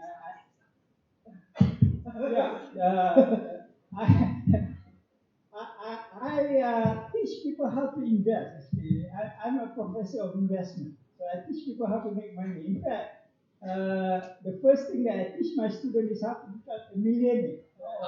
Malaysian. So, no, in rupiah gampang, in Malaysian ringgit or US dollars. That's the first thing I teach my students. And in fact, the first chapter of many of my books is to teach people how to get certain level of return in investment. Yeah, in fact, if you invest in IPOs, you make a lot of money within a very short period of time, assuming that you manage to get an IPO. But most of the time, it's not that easy to be successful in subscribing to the IPO because there are so many other investors who would like the same IPO. For example, in Malaysia, it used to be that for every IPO, there will be 45 people wanting the same IPO. So the oversubscription ratio was on average 44 times. So winning an IPO, getting an IPO is like winning a lottery. That's what we say in Malaysia. But if you happen to get one, then you'll be rich. I know a few friends of mine become millionaires in Malaysia because of this IPO thing. So if you're interested, IPO is another avenue for you to invest your money. Thank you very much. Thank you. Give applause for the board speakers. It's really worth it for us. And don't worry for everyone, for the audience, maybe you don't have a lot of chance to ask a lot of questions. Don't worry because although your English is not really good maybe, because Dr. Jimmy has ever lived in Indonesia for a year and bisa bahasa Indonesia, ya. Prof. Jimmy bisa bahasa Indonesia dan sekarang menggunakan batik, ya. Oke. Dan Prof. Othman juga sangat bisa berbahasa Melayu, jadi sangat mengerti bahasa Indonesia. Bisa berbahasa Indonesia ya. Oke. Baik, this is the end of our international for the keynote speaker today. If you have more questions or more discussions, because Prof. Othman usually speaks for 7 hours, okay, maybe you can continue out of the room. Okay, thank you very much again and again, and I'm so sorry for on behalf of the faculty and the committee. Okay, if there is any lack or weaknesses or fault, we are so sorry. And thank you again. Wassalamualaikum warahmatullahi wabarakatuh.